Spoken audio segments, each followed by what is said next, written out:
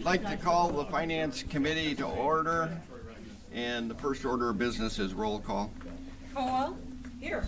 Zach is absent with notice. Long is running late. Taub? Here. Fleming? Here. Crawford? Here. Woodward? Here. Quarles? Middleton? Here. We have a quorum. Thank you. Next is pledge allegiance to the flag.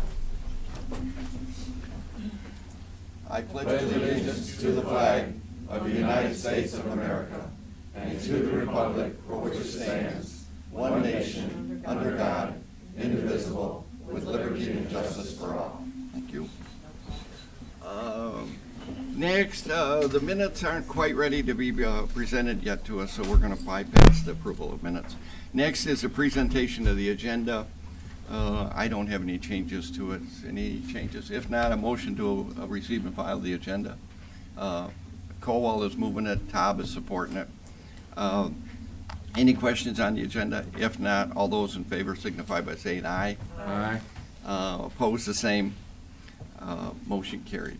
I forgot to signal the TV thing, but I see we're on. Next is the contingency. We're going to go to public comment. Is there anyone from the public that would like to address the Finance Committee this morning? I'd gotten a call that some local clerks might be part of the public comment this morning, but I don't see anybody standing up and yelling at me, so we are going to close public comment and we'll move on to the contingency report. Need a motion to receive and file the contingency report. Fleming is moving it. Quarles is supporting it. Go ahead.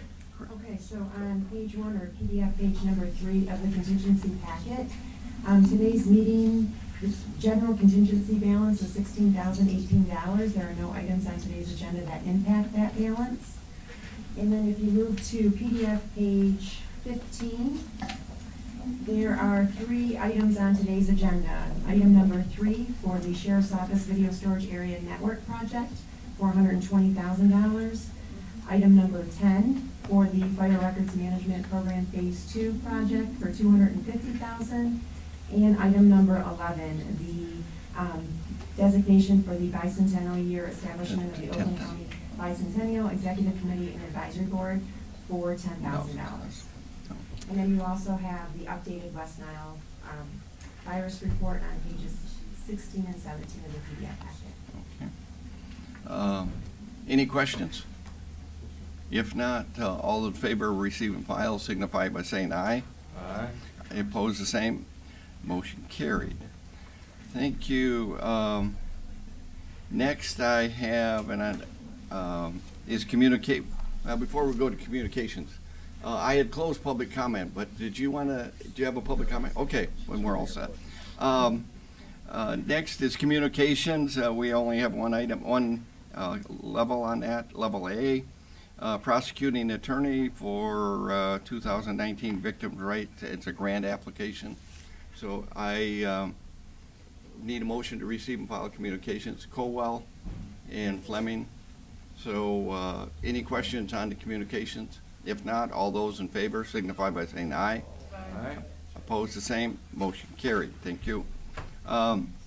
Next, we're going to go to the regular agenda. Item number 1, multi-department Sheriff's Office Community Corrections Circuit Court for the 2017 Edward Burns Memorial Justice Assistance Grant, JAG, program acceptance. Need a motion. Okay, Fleming, or did I already have the motion? No. Okay, Fleming and Taub. Okay, go ahead. Good morning. So the first item is for the 2017 JAG grant acceptance. The acceptance was delayed a little bit by the Department of Justice. We actually applied for this last September, so we're glad that it came in before the end of the fiscal year. But the total funding was $149,000, $149,658. $52,994 came to the county, and $96,664 went to the city of Pontiac. They used that for contracted overtime. The sheriff's office is going to use $18,700 for taser replacement. The Community Corrections is using $26,394 towards a contract with Oakland County Health Network. It's paying for a portion of an access liaison position. And the Circuit Court is using $7,900 to purchase a microfiche/microfilm reader, which converts their microfilm to digital images. Okay, Tom? Yeah, I just had one quick question. Is this the only Edward Byrne Memorial Grant that we get, or do we get another one as well? No, we get some for narcotics enforcement as well. That's what I thought. Okay, thank you. Thank you, Mr. Chair. The microfilm reader, what? I didn't even know they made, it's pretty much an antique. Right, well, actually, Commissioner Spiz was asking about it at Public Services, and John Cooper Ryder followed up and saying, so this is a different type, so you can read the old records, but it's actually converting them to digital images to make it more current, so. Okay, okay. Any other questions on item number 1? If not, call the roll. Cowell? Yes. Long? Taub? Yes. Fleming? Yes. Crawford? Yes. Woodward? Quarles? Yes. Middleton? Yes, motion carried. Thank you. Next is Sheriff's, item number 2, Sheriff's Office, Edward Burns Memorial Justice Assistance Grant, JAG program, agreement with the grant application. Agreement and a grant application. I need a motion. Kowal and Woodward. So go ahead. Okay, so this is the 2018 JAG application. We have to bring that to the board because it requires an approval for the subrecipient agreement with the City of Pontiac. So the total funding for this application is $124,500. The county's portion was substantially reduced this year, so the Sheriff's Office is going to use $26,711 still towards the taser replacement project. And then the balance of $97,789 will go to the City of Pontiac for targeted overtime. Okay, so it's tied in with item number 1. You have to do Well, it's this. number 1 was the acceptance of 2017 money. Number 2 is application for 2018 money. Okay. Good. It just happened that they were they came in On at the same time. agenda. Yeah. Okay. Any questions? If not, call the roll on item number 2. Taub? Yes. Fleming? Yes. Crawford? Yes. Woodward? Yes. Quarles? Yes. Cowell? Yes. Middleton? Yes, motion carried. Thank you. Next is item number 3, the Sheriff's Office again. Video storage area network upgrade project. Okay, I have Need a Lieutenant- motion. Sorry. Taub is moving it, Fleming is supporting it. Go ahead. So I have Lieutenant Steve Schneider with me today because he's the expert in this area. But basically this is for the, associated with the in-car cameras and the videos that are recorded. So we need to upgrade the storage for those images, and that's what this request is for, to purchase new servers and software, a 5-year license for redaction software, and the amount of $120,000. Did you want to expand on that at all? Just if anybody had any questions, the original equipment, original software was put in 2011. It's past end of life, and it's generally failing almost every day. A technician has to restart the servers and bring them back up. We upgraded all the cars, so they're all ready to accept the new version, the L4 version. But all the cars were taken care of. They're all been touched, so they're ready to go. We just need the back end over at IT to be expanded and brought up to speed. So. Okay, I have Taub and Fleming. Okay, so when things get outdated, or machines or whatever, and we buy new machines, we still have data, we still have information that you have to store from the previous machines that you, or cameras or whatever you used. Do you I presume that you still keep the original, whatever it is it takes to show them? How long do you keep this stuff, forever? So just so you know, our saving time, if you will, is 30 days on a routine save, traffic stop, whatever. And if it's something that you feel is going to go to prosecution, or there might be other issues with it, they save it for 6 months. So really, after 6 months, there won't be anything left anyway. Oh, It'll okay. fall off. Okay. But you scrub them before you dispose of them. Oh, yeah, any of the equipment. In fact, the replacement we just did on all of the cars, the old DVRs, we're not selling them at auction. They're being scrubbed and destroyed. So. Okay, Fleming? Yeah, correct me if I'm wrong, but I think these videos are very important in reporting incidents and so forth. I mean, you have an incident, and sometimes the officer's memory may not be exact, but he goes back to do his report, and he looks at these videos and actually determine how far he chased the subject, where they went, what speed they were going, all this stuff. So this is really important to document. So we really got to have this in every case where we're stopping people. It's very important because it helps the memory and recall. It actually documents everything that happened. So. Yeah, correct. And then the prosecutor is been discussing that with us too. Sometimes we can't retrieve those in a timely fashion because of the nature of the current system, just because the equipment's failing. So obviously, we tested out the new system on a couple cars over at Complex here, and it works great. Easy to get into, easy to take care of, and the new redaction software allows you to do a clean redaction. You don't want to be giving that video out where people are giving their social security numbers, pictures with the face of a child on it, other information like that. So it allows us to have someone redacted clean before it's given out. Good. Good experience too. Any other questions on item number 3? I will just add that this is for the in-car camera portion of the storage. The Sheriff's Office and IT is working on another component for video storage for the jail. So you might be seeing something at a later date. So this is just the in-car camera portion. Okay, good. Any other questions? If not, call the roll on item number 3. Todd? Yes. Fleming? Yes. Crawford? Yes. Woodward? Yes. Quarles? Yes. Colwell? Yes. Middleton? Yes, motion carried. Thank you.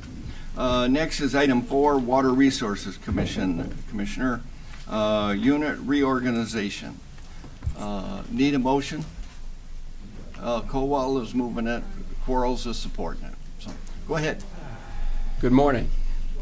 As part of our initiative, a twofold initiative, one is public perception of water treatment and wastewater treatment, and second, for improvement in recruitment process, WRC has taken an initiative in changing the terminology from wastewater treatment plants to water resource recovery facilities.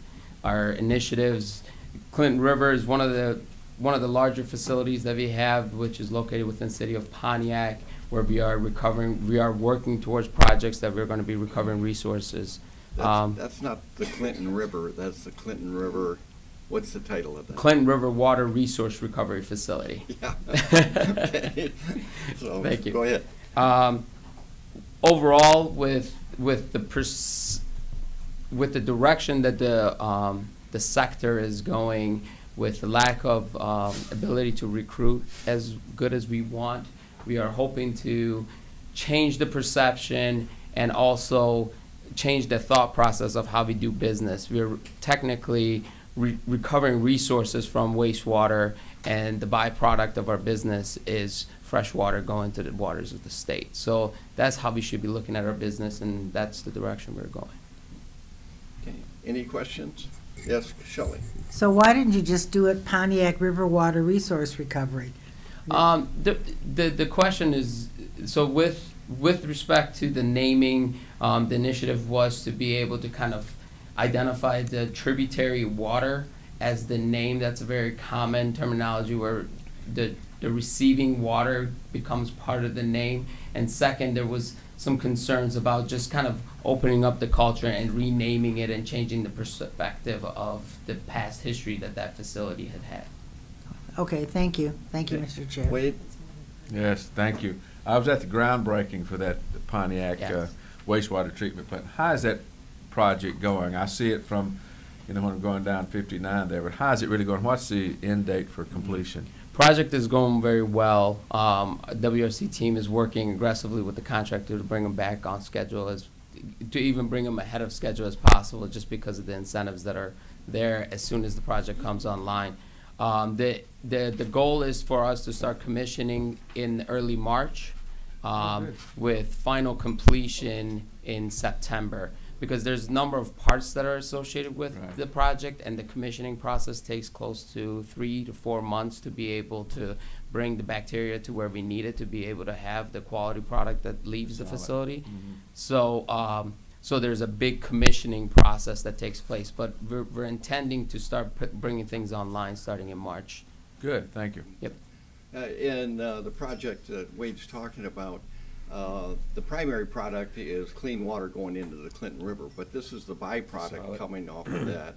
And Correct. it will be a usable product to be for mulch and for commercial use. So in the past, that's been not a byproduct. Well, it's byproduct, but it costs us money to get rid of it. Now we hope to be able to make revenue from that also. So. Absolutely.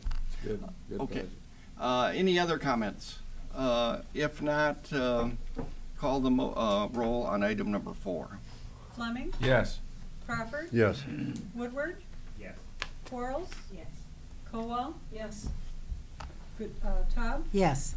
Middleton. Yes, motion carried. Thank you. Thank you. Next is item number 5, Parks and Recs Commission Safety Path bill of sale and easement.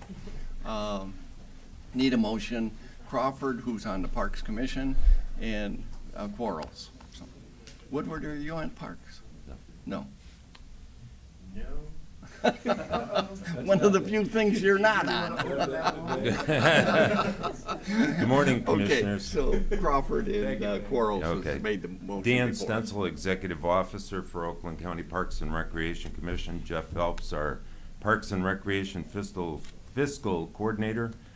This is the final action of the collaborative effort started 2+ years ago with Independence Township for a bill of sale now for 1.6 miles of safety path.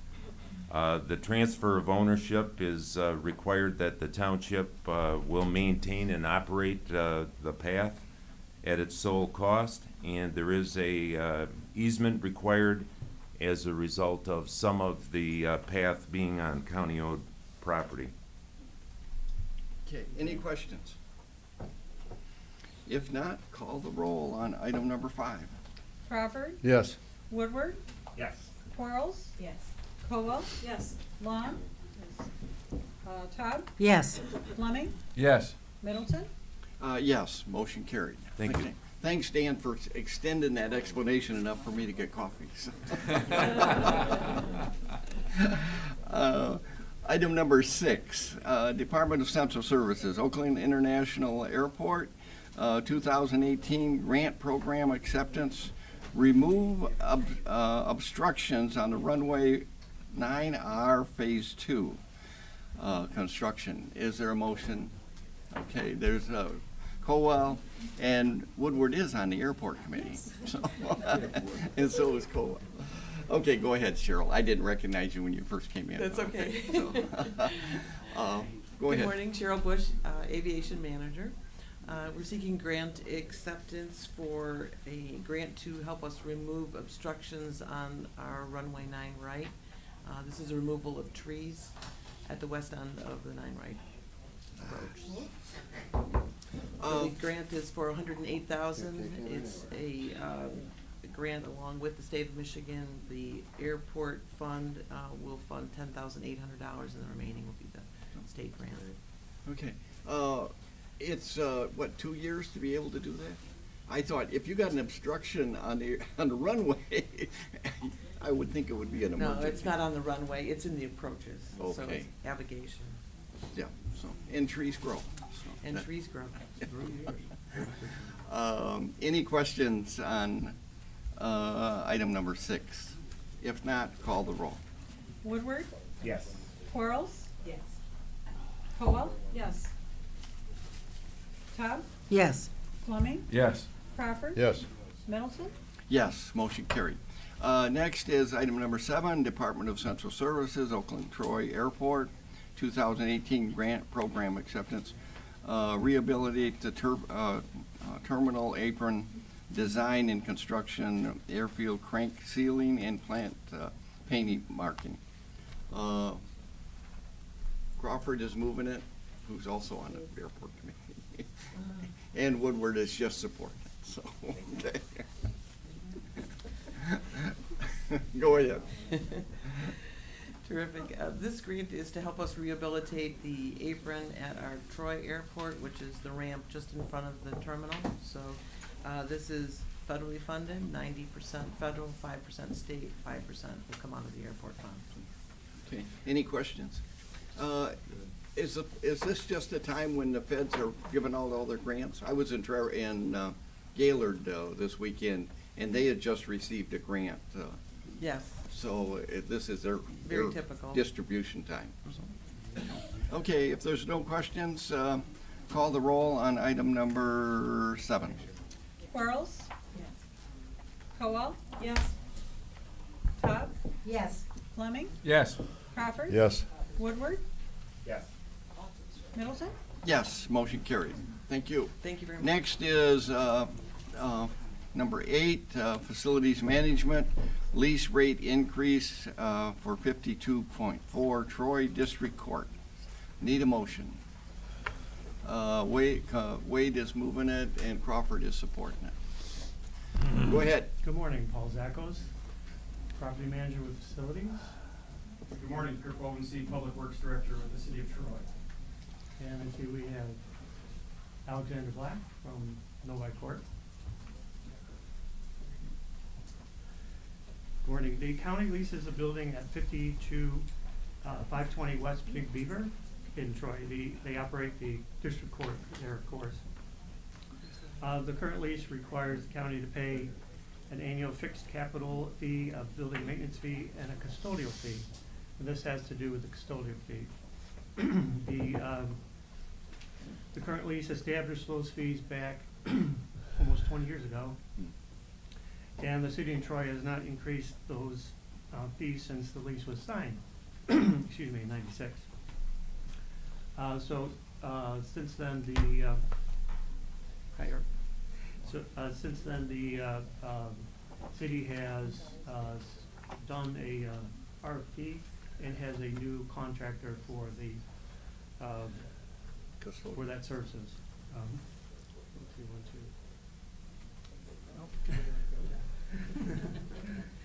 2.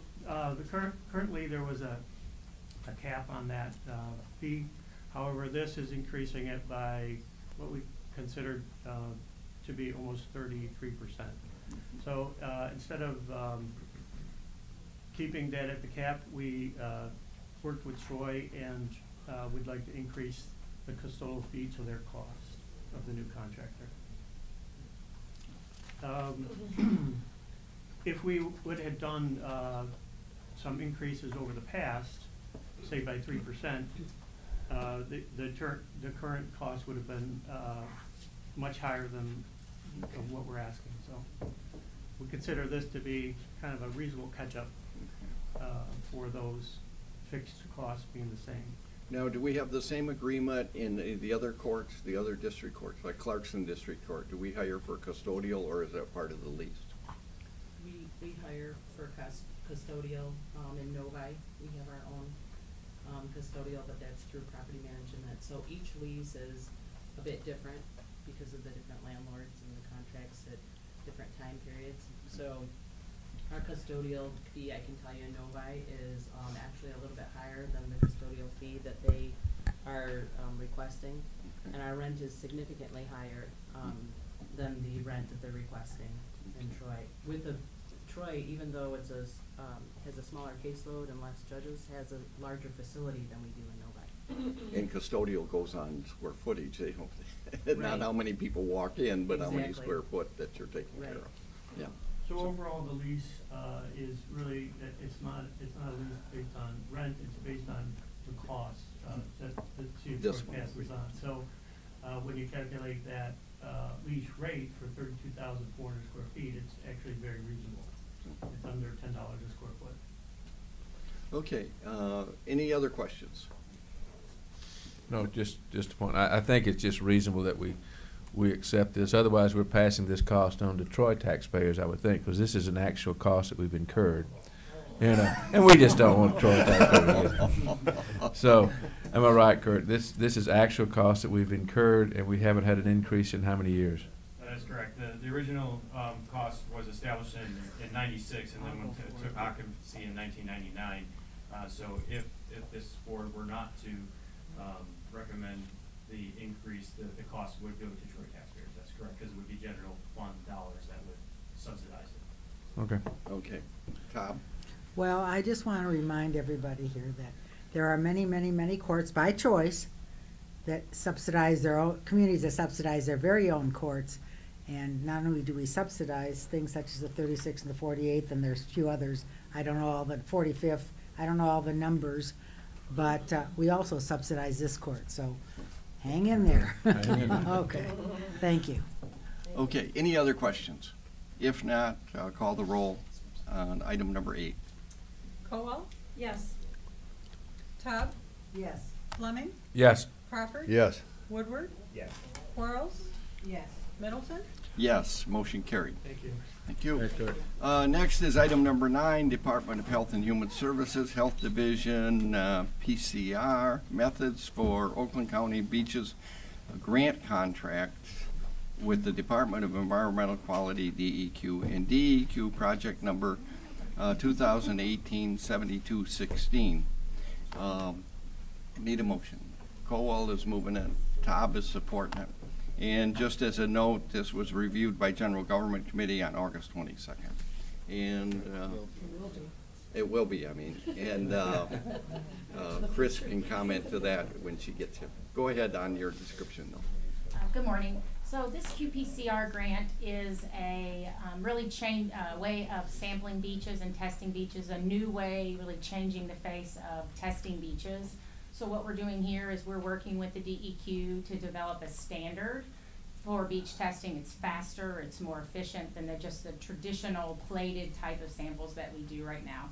So the grant is for $79,214. It does go through December of 2019, so it is like a 2-year grant. And this will also help us DNA, so we'll source these type of samples to try to determine where it's coming from. So is it from geese, is it from humans? So we'll be able to DNA that testing as well, so. Yes. Through our DNA lab here? Actually, it's a test through our lab, we'll send those off to the Health Division lab. Oh, Yep. okay. And those results will go to help set a new standard of testing. Okay. Eileen? Thank you, Mr. Chair. So this is like this is the real-time testing, right? That you get the That's correct, effects yes. back right Quicker away. results. Yeah. So we're doing it simultaneously with the old method right now, and we can't utilize the results yet until it's been standardized, but we're getting close. Good. Yes, Commissioner Woodward. Is this just testing for E. coli, or is there other, I mean, obviously there's some recent stuff, PFAS and other things. Just E. coli. Just E. coli. But like Leanne said, you can trace it back to The source of what's causing it. Since I have you here, are we testing for PFOS and PFAS? We don't test for PFAS, but there are several labs in the state and across the country that do. We're in the midst of gathering data as to who can access those labs. We believe that DEQ has provided some of those resources on their website, but we believe that it has to be submitted by a well operator, someone that's very skilled and knowledgeable in taking this type of test. We currently are trying to put some pressure on the state to provide resources for residents who would like their wells tested, because they do not have the skills and knowledge to be able to take those tests. So that's something we're currently working on right now. Okay. Are geese still the primary cause of the E. coli at beaches? It's hard to tell. Yeah. We don't know, and that's why Okay. this will When help you us do DNA, you'll find that out. That's correct, yes. Okay. Any other questions? If not, call the roll on item number 9. Todd? Yes. Fleming? Yes. Crawford? Yes. Woodward? Yes. Quarles? Yes. Cowell? Yes. Middleton? Yes, motion carried. Next, thank you. Next is item number 10, Department of Information Technology, Clemens Fire Records Management Program, Phase 2. Need a motion. Taub is moving it. Quarles is supporting it.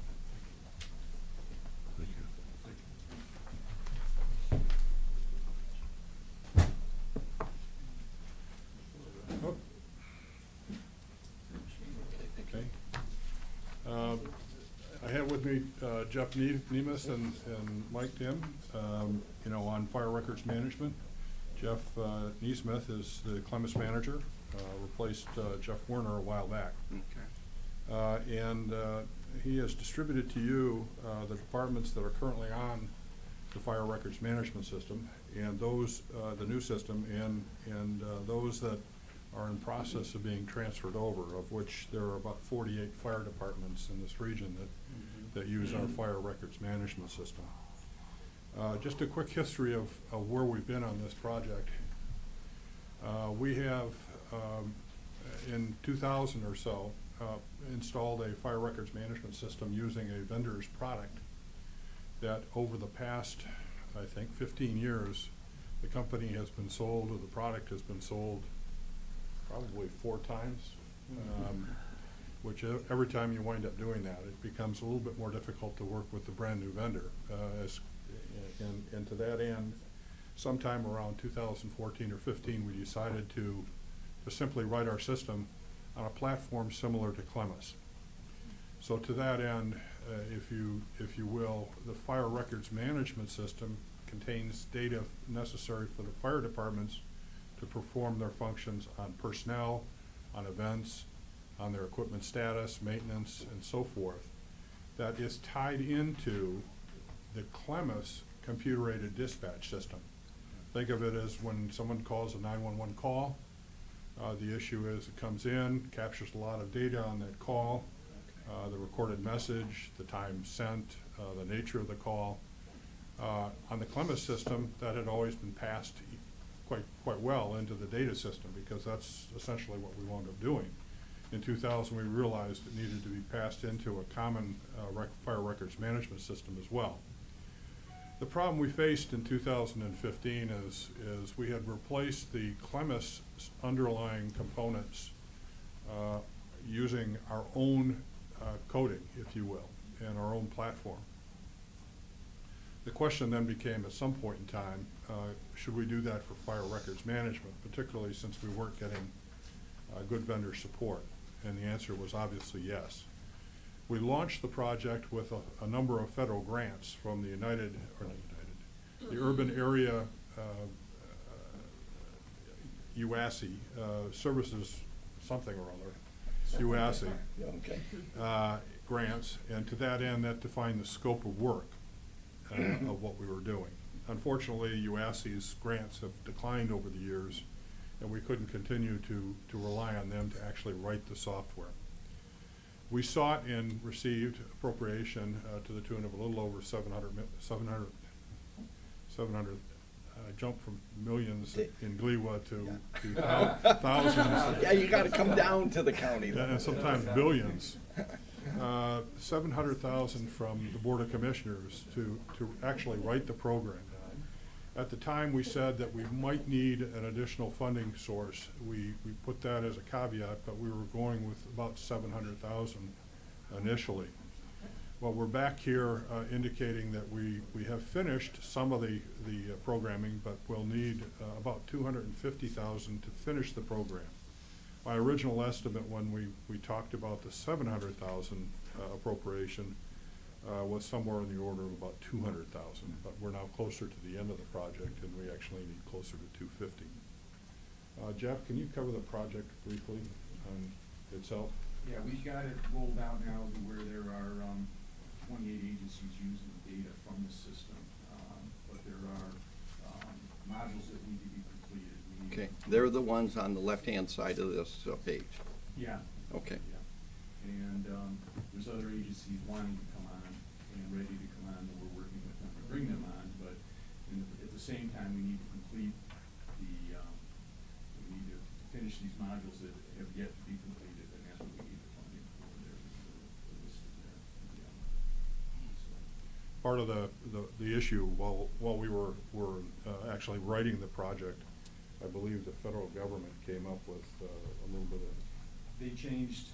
There was reporting requirements while we were doing this. There was changes that needed to be made in our reporting to the state on this by the feds, and they all get their fingers in it. But the reporting requirements, so we had to rewrite a number before you even used it, you had to Before it even rewrite. got completed, we had to start rewriting things to meet the standards, so. That certainly wasn't anticipated when we brought the request in initially. It's the federal government's mandate on changing the reporting content. That also contributes to some of the issue here as well. Okay, Commissioner Taub has a question. I have a quick question. How is the cost or the to locals figured? How do you do that? Is it on a per call basis? What? I mean, how? There are a couple different levels of membership. You can participate as a full member, and that cost is based on, there's an initial fee for an agency, and then there's an additional fee for each additional fire station.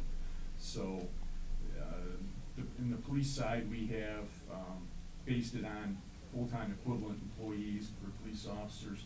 It's not the same in the fire world, so we came up with a process of using the number of stations that a municipality has under them as a mechanism for cost. So for a single station, it would cost about what?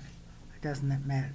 It's subsidized right now. The 16,000, I think, is the full membership fee, but agencies are paying probably. They're paying 25%, about 4,500. Annually per fire station? Right. Yeah. Okay. What happens if a community has, I don't know what it's called, but they have a combination of police and fire, they're all combined together? Public safety. Public safety, thank you. We would, because there are really two separate types of reporting that's required. It would be based on how many police they have and the number of fire stations. Okay. All right. Thank you. Thank you, Mr. Chair. Okay. Any other comments? Do we, yeah, Nancy Quarles. Thank you, Mr. Chair. I just want to be clear. The resolution that we're voting on is to purchase the fire record management program. Oh, it's actually to continue the development of our own in-house. We had a problem with the vendors in the past, and we have the ability, when we write our own software, to control upgrades, enhancements, and needs of the fire agencies faster with our own people than if we were to purchase something in the vendor, who then stages our request with everybody else's requests and decides whether or not our request is meaningful. Phil? Yeah, Commissioners, this is something that we go through on every technology now, whether we have a decision to build or to buy. And so many of the technologies that are out there to buy aren't at the level where we can actually use them to do the business we have to do. That shifts over the years. So sometimes when we did the original FRMS, it was better to buy it because we didn't know to the extent of what we needed from the technology. Now, after all these years, we know what the fire departments need, and the technologies aren't providing that. So we have gone in-house to build. So we'll do that on every project we have. We'll do a build versus buy decision. And then just like we do a hosted versus on-premise decision to determine what the best business model is. And the second column of the department waiting on in process, they're waiting on to see if once we build this. They're actually in the queue. There's a number of them that are using, since we started this process, we brought on a number of new agencies. So we originally, I think there were 36 agencies using it. We're at 48 now.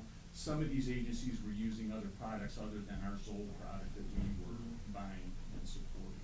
So they're on the list of departments in process. And then we are also working through we can't bring them all on at once because we got to work with each department independently to get them on the system. So we just have a handful left to complete off of Zoll onto our own system. And then there's other agencies we'll be bringing on. That's the 20 in the pending column? Yeah. Okay, any other questions? If not, I'm going to ask for a motion to receive and file the list that was handed out. Commissioner Woodward, you're moving that. Cowell supporting to receive and file this as part of this report. So, any questions on the receive and file? If not, all those in favor signify by saying aye. Aye. Opposed, the same. Motion carried.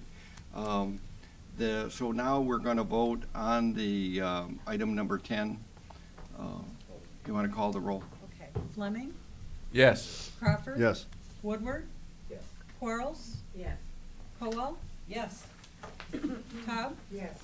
Middleton? Yes, motion carried. Thank you. Thank you. Next is Board of Commissioners designation of the bicentennial year and establishment of an Oakland County Bicentennial Executive Committee and Advisory Board. And need a motion. Fleming is moving it. Quarles is supporting it. And Chris is going to explain it.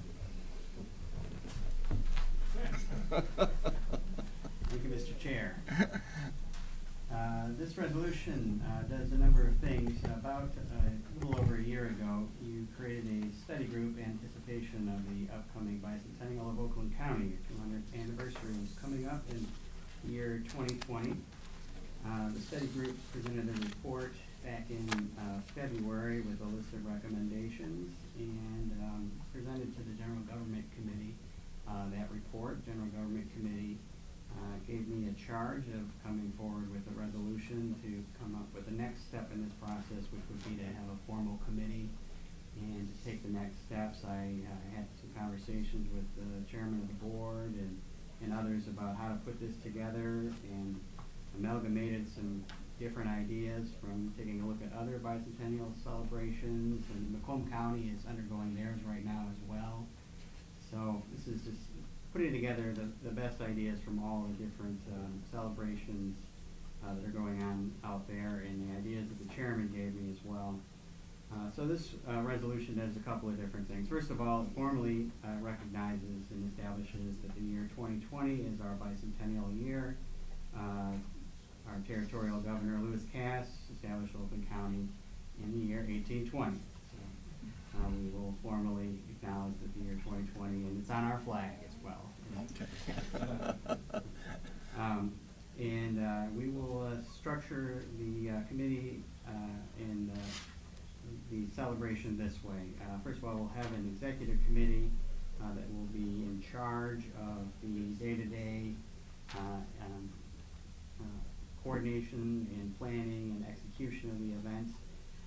And that will be organized thus. We'll have the county executive and the chairman of the board and the minority caucus chairperson or their designees, and they can then supplement that membership without necessarily coming back to the board of commissioners as they so please in charge of that committee.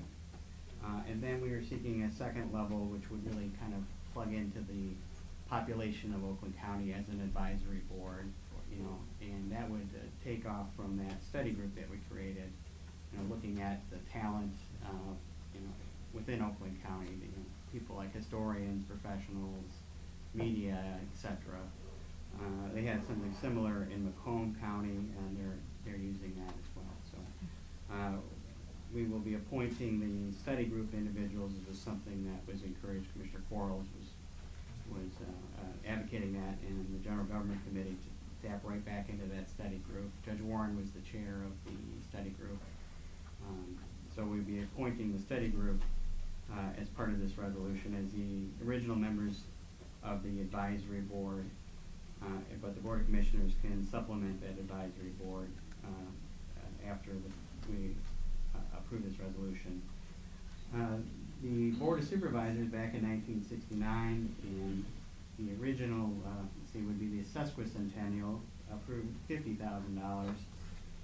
It was my judgment that perhaps we should start with $10,000 and allow this body to come back with a budget and more formal plans. So this is just some seed money out of our board special projects fund. I'm going to let Commissioner Fleming, I'm not going to steal his thunder this time. I did it in general government, so I'll let him address his comment on that. But so this is the items within this resolution. I'll be happy to answer any questions you have. Fleming had asked to question, but he's called it off, so you must have answered. Yeah, Go Mr. ahead. Chairman, thank you for recognizing Mr. Chairman. Chris, you're right. I mean, I see this as seed money, and it's exactly the way I'm viewing it, and I know your approach is going to try to get private investment in this, but it is very important that we recognize, you know, this event and this year. But again, I'm pleased that you're using this as seed money. I understand you may have to come back, but hopefully not. But if you do, we'll consider it that time. And hopefully we'll be able to follow the route that Macomb County is doing and getting private individuals involved to finance this effort. Thank you. The point that Commissioner Fleming was going to make, that Macomb County funded much of theirs with private funding. So once this group is appointed, I imagine they'll be coming back to the Board of Commissioners with a budget, plans. That was one route that was taken by one county, and perhaps that would be the route that is recommended. So we'll have to turn this over to the group that's appointed and see what they come back with. Any other questions? Quite a few years ago, we had a young German fellow come and work on our farm, and the neighboring community was celebrating their 100th year anniversary centennial. And he said, why do communities as young and they're like babies, why are they celebrating a long time when it's really a very short time? And when we went and stayed with him at his home in Germany, and the house where we stayed was 400 years old, and it's just we are really young and we just don't realize it. But a 200-year in America is a time for celebration. So we had a open house that Economic Development was gracious enough to host back in, I believe it was February, with local historical societies and libraries. It was really well attended, so there's already some enthusiasm and excitement building for this. So I know we've got some interest in people willing to plug in and support us already. Okay, thank you. Any other questions? If not, call the roll on item number 11. Crawford? Yes. Woodward? Yes. Quarles? Yes. Coel? Yes. Taub? Yes. Fleming? Yes. Middleton? Yes, motion carried. Thank you. Next is item number 12, Department of Facilities Management for 2019 through 2028 Capital Improvement Program, 2019 to 2028 Capital Improvement Program Buildings, 2019 to 2020 Capital Improvements for Civil, and Capital Improvement Program Detailed Project Descriptions. Need a motion? Taub is moving it, Fleming is supporting it. Go ahead. All right, every year in the springtime, Facilities Management goes through the process of updating the capital improvement plan. It's a 10-year plan. The first 5 years are detailed out in terms of which projects we expect to be bringing before you via resolutions for each of those years. The details of those years are included in these detail sheets that you see in here. There is obviously a column and a category even on the detail sheets for the second 5 years, which makes this a 10-year CIP altogether. The CIP itself is broken into 2 sections. The building project section, which this year totals $61 million, and the civil project section, which is $25 million. The civil projects would be the mostly exterior issues or projects like parking lots, utility tunnels, road improvements, water mains, things like that. Whereas the building section would be what we're doing most often, that you're seeing most often, which would be remodeling projects, the security projects, which we've brought to you at least 3 times so far, and so on. So what we do is we include the summary sheet of the CIP and the recommended budget that comes to you in June, and then we bring these detail sheets to you during the summertime for your review. Again, all the individual projects, which will have resolutions for them coming to you over the years, is included in those. And at this point, I'll just open it up to any questions you might have. Before Fleming's asked, but Crawford, you're on P&B. It passed unanimous in. Yes, it did. Okay, P&B. Okay, Wade, go ahead. Okay, thank you, Mr. Chair. Art, I agree with all these projects here, but we've had this discussion before, and one area that I think we're still missing, and we've talked about this, bring it to our attention again, is I have a concern with our communications center in the Sheriff's Department. toured that a few years ago, and we were wall to wall then and had no space. As I looked through it, unless I missed something, I didn't see that being addressed specifically. I know we've talked about different ways to handle that, but what am I overlooking? Do we have, how are we addressing that overcrowding in the communication center? Because I know it's a real issue. There is a future project section Okay. at the end of the capital improvement plan. This year we did something a little different. We broke it up into 4 different sections. And the middle section is called Public Safety. And in there you will see the Emergency Operations Center, Sheriff's Office Dispatch Center with very roughly estimated cost of $15 million. Excuse me, what page is that? Page 8. It's document page 8. Oh, I see what it deleted. Thank you. 437, okay. Now, the future projects are not funded at this point in time. The first 5 years of the capital improvement plan are budgeted. There's a transfer of $5.5 million from the general fund to the building improvement fund for these projects. And the CIP also notes that there are some ADA and life safety enhancements that are being proposed to be funded by building authority bond proceeds, which will be a separate bond resolution that will have to come before you as well. But the future projects at this point are not funded, but we note them in that future projects list to recognize that we do have that need and that at someday we hope to address those. Okay, I have, yeah. Okay, Fleming? Yeah, just to follow up, Art, just to be sure, I'm looking at that page now under public safety. So I see, looking at the specific line items, Emergency Operations Center, Sheriff's Office Dispatch. So 15 million we put in there. And this is just big picture, long-term looking at, but no definitive project yet. How do we get this moved, or when do we look at moving this? Because I know that the issue is real today. When do we move this to an active program that we're going to be doing something with, rather than, this is like a forecast. We know we need to do it, but how does this get moved forward? Well, there's a couple of things. Obviously, there's been conversation about this going on between the sheriff's office and our county executive office. So it's being discussed.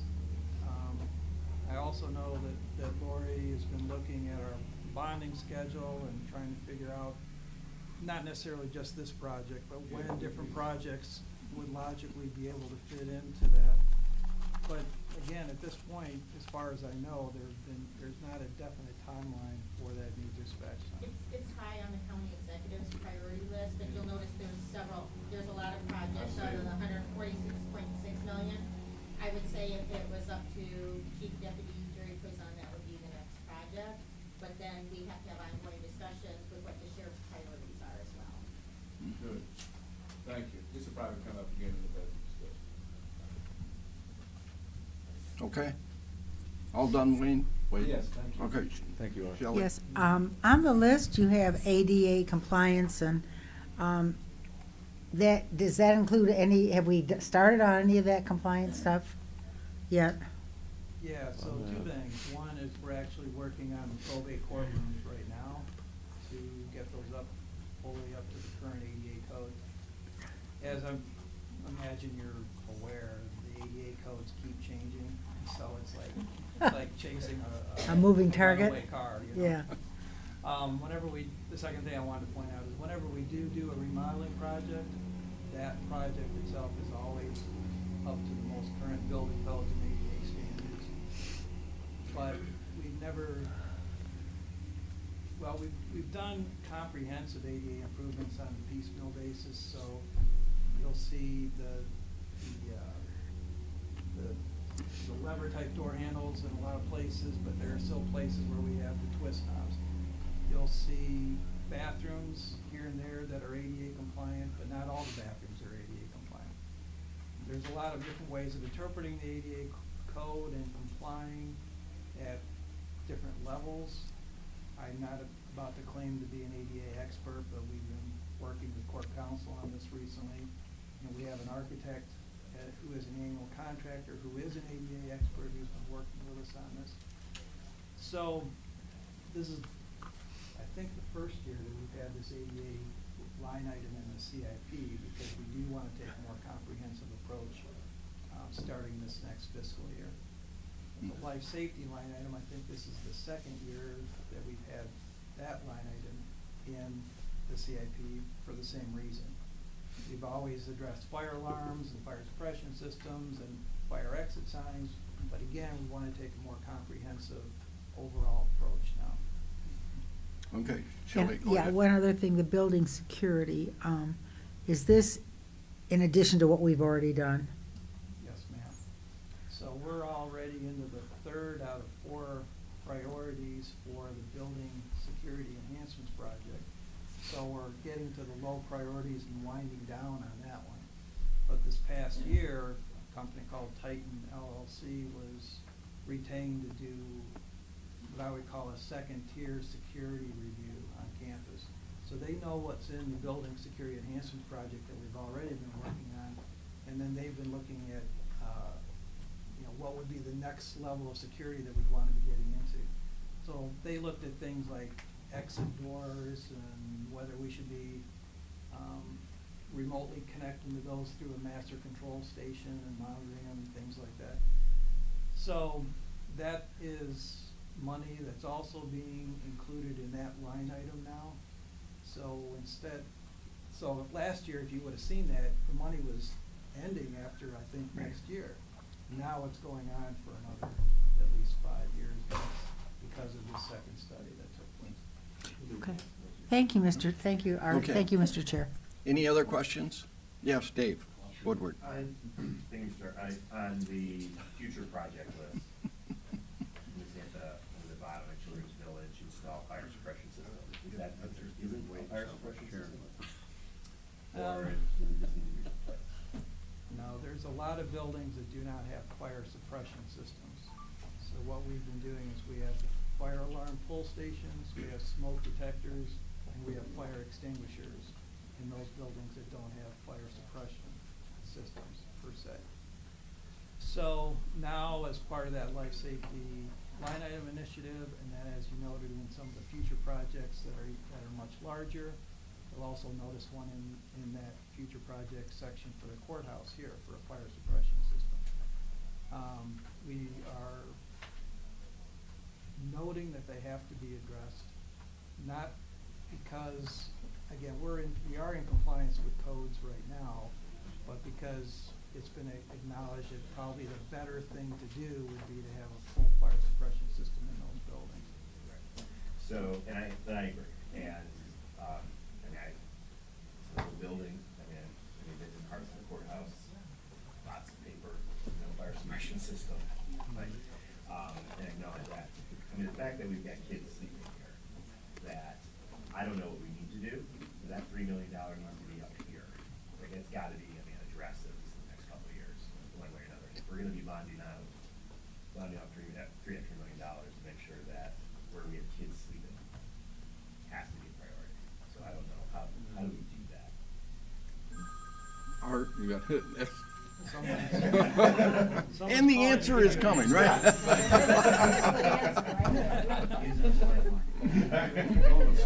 Phil's been listening in or something. Yeah, phone a friend. That has, it has to be a priority. We'll go back and discuss that. Okay. Okay, any other questions? If not, call the vote on item number 12. Woodward, Yes. Quarles, Yes. Cowell, Yes. Todd, Yes. Fleming, Yes. Crawford. Yes. Middleton. Yes, motion carried. Thank you for the explanation. We could have read it in the Oakland Press, but not to the detail that you did. This morning's Oakland Press had this as one of the headlines about our capital improvement program. So. Oh, really? Yeah. I haven't seen Must have it. come I'll out of look building for and that one. planning's report, yeah. So. Okay, is there any other business to come before the, I'm not going to adjourn, I'm not going to finalize the meeting because we're going to adjourn or recess and then have budget hearings in 5 minutes, so. Do you want to do other business? Yeah, Oh, you have other business? Well, you have with you, what was mailed out was the updated amendment list. Oh, Which just okay. added items A7 and A8, which were adopted resolutions that were approved by the board at the last meeting. Okay, I'm gonna have to have a motion to receive and file that then, so. Motion, Colwell and Taub, motion to receive and file, signify by saying aye. Aye, oppose the same, motion carried. Thank you. Okay, then now we're recessed for the budget hearings.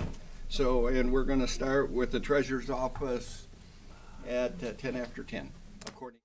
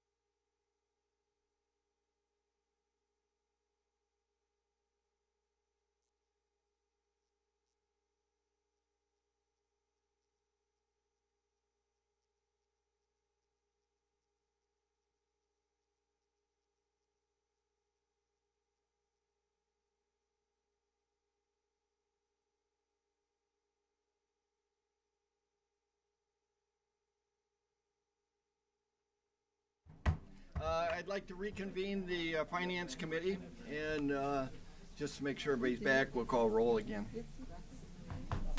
Oh. And Jamie just told me to make sure I give a thumbs up to the control room. So. Oh, yeah. But we've delayed it long enough now that we ought to be on. Okay. Cowell? Here. Long? Hmm. Todd? Here. Fleming? Here.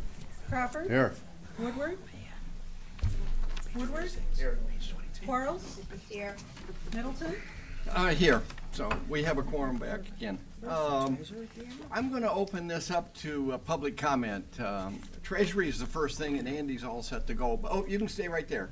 But have a couple guests from, and I'd like them to introduce themselves in public comment. So public comment's open. Go ahead. Good morning, committee. I'm Tina Barton. I'm the city clerk for the city of Rochester Hills. Thank Okay. you. And I'm Leanne Scott. I'm the deputy clerk for the city of Rochester Hills and the president of the Oakland County Clerks Association. Okay. Okay. And they're here to observe the budget hearings and particularly the clerks. I'm assuming they're real interested in the clerk budget.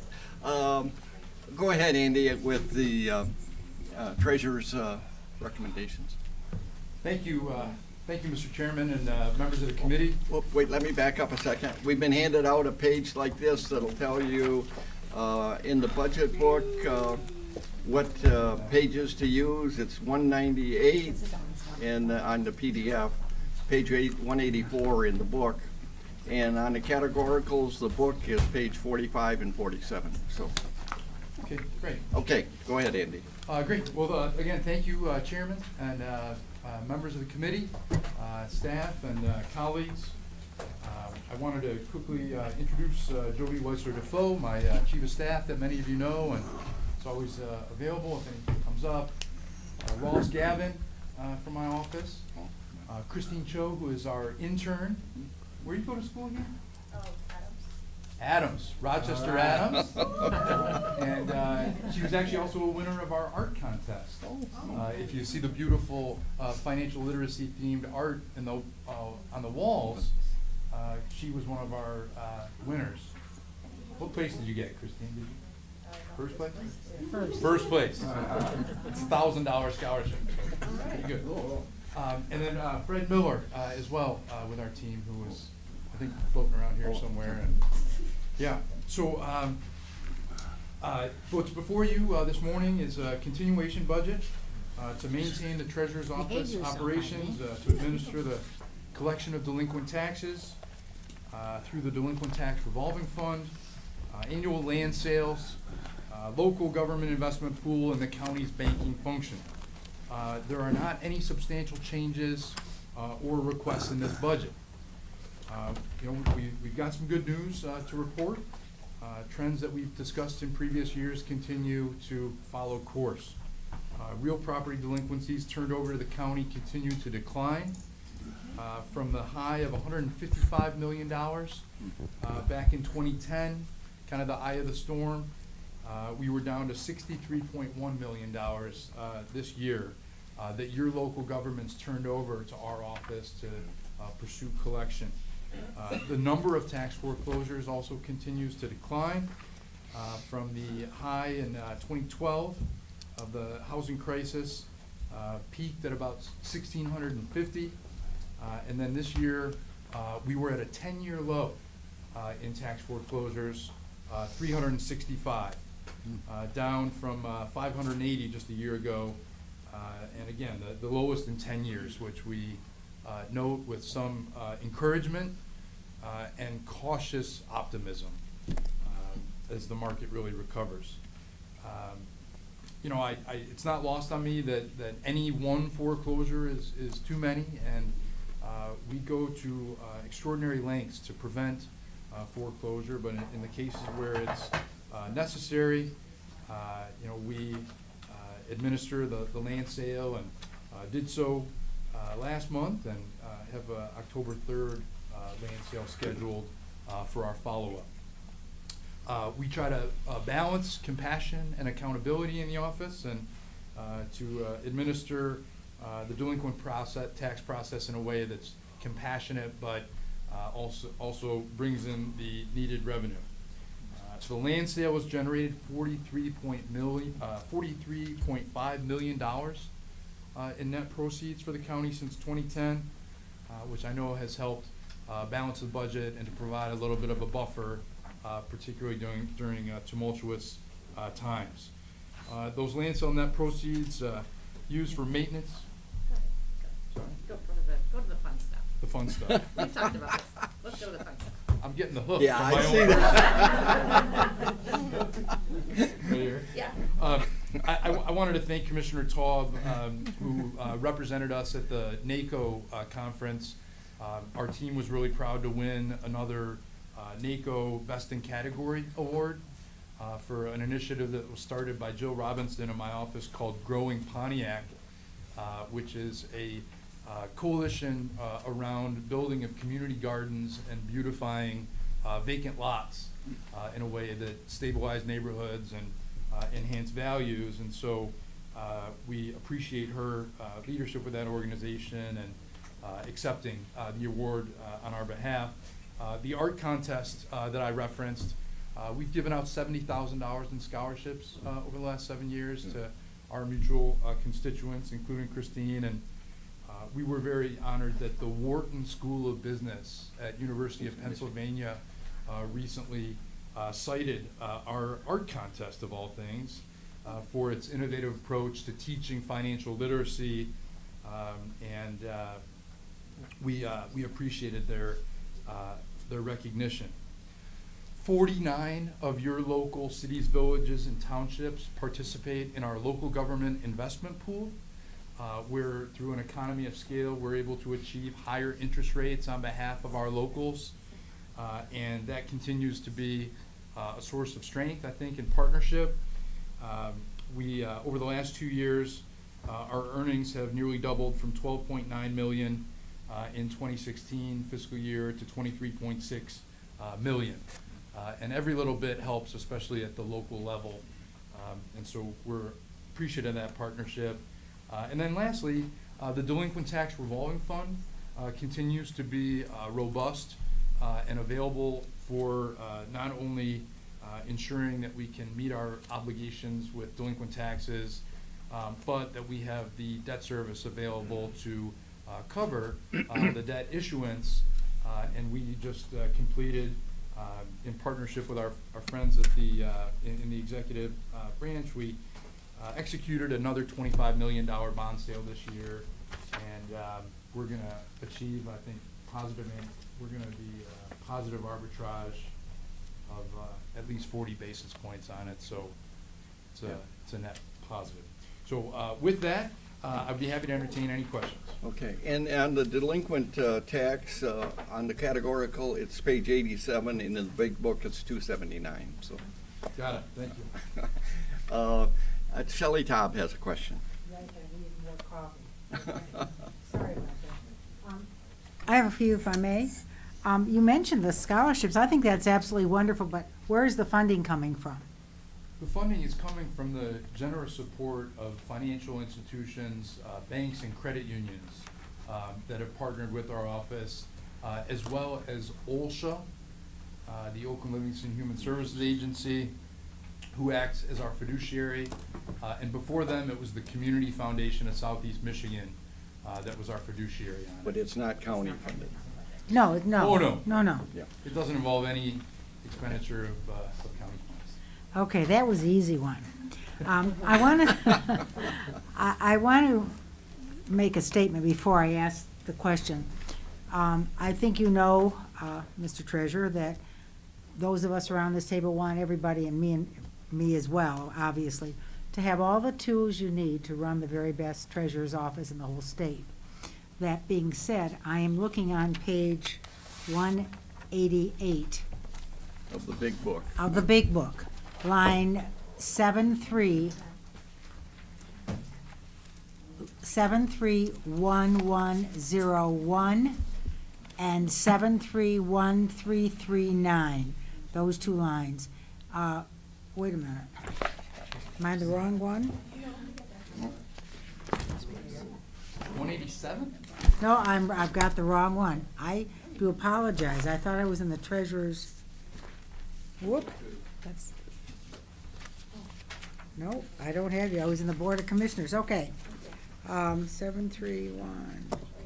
No, you don't have any books or magazines that you order, do you? Okay, there you go. I had flipped into the Board of Commissioners one, asking questions. Okay, so you're free to go, but.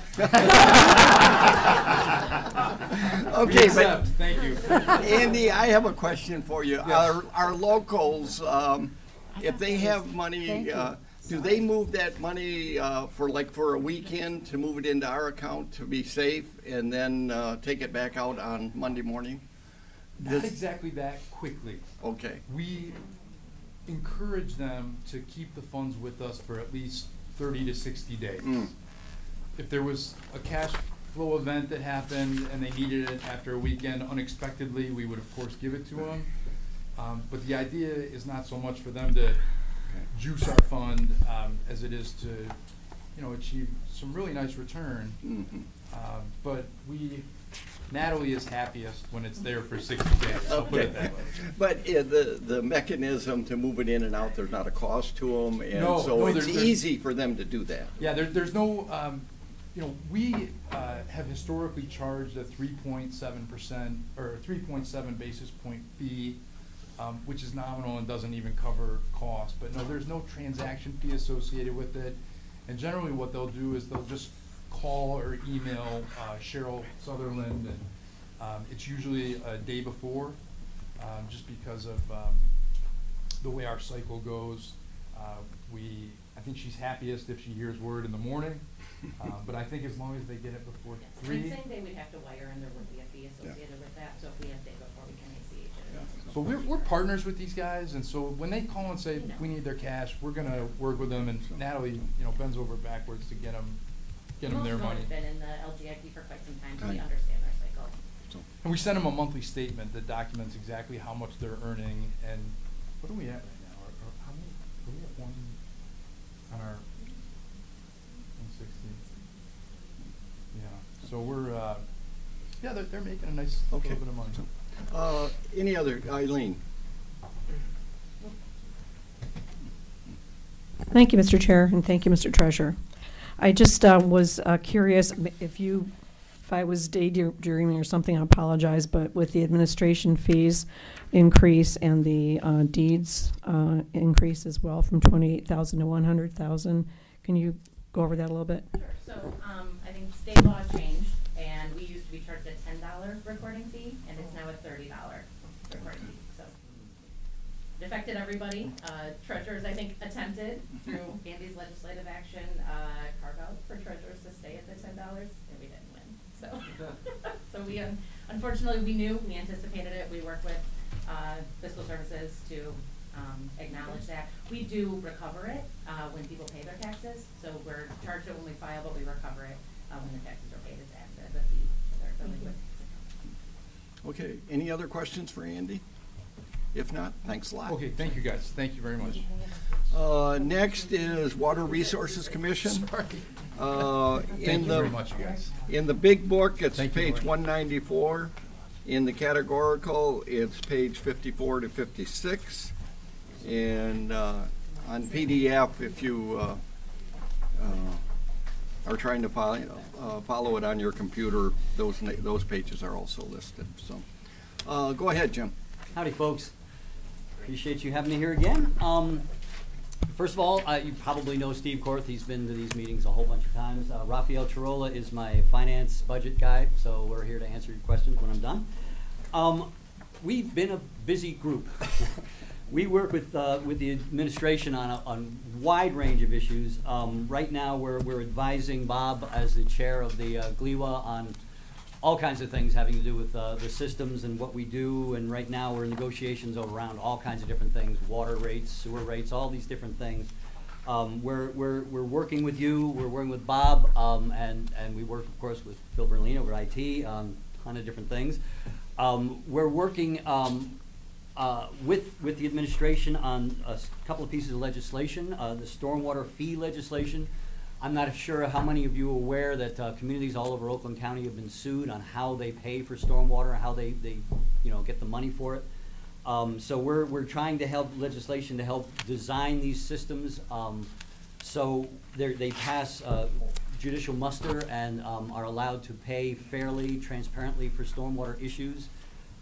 We are working on the lead and copper rule that the governor put out recently. We have some issues with it in terms of how it pays for things. We're working with the Health Department, Corporation Council, Great Lakes Water Authority, the City of Detroit, among others, to have a system that makes more sense, that pays, that is done on a more reasonable method instead of the upfront costs that would be massive to some of our communities. Pontiac, Royal Oak Township come to mind.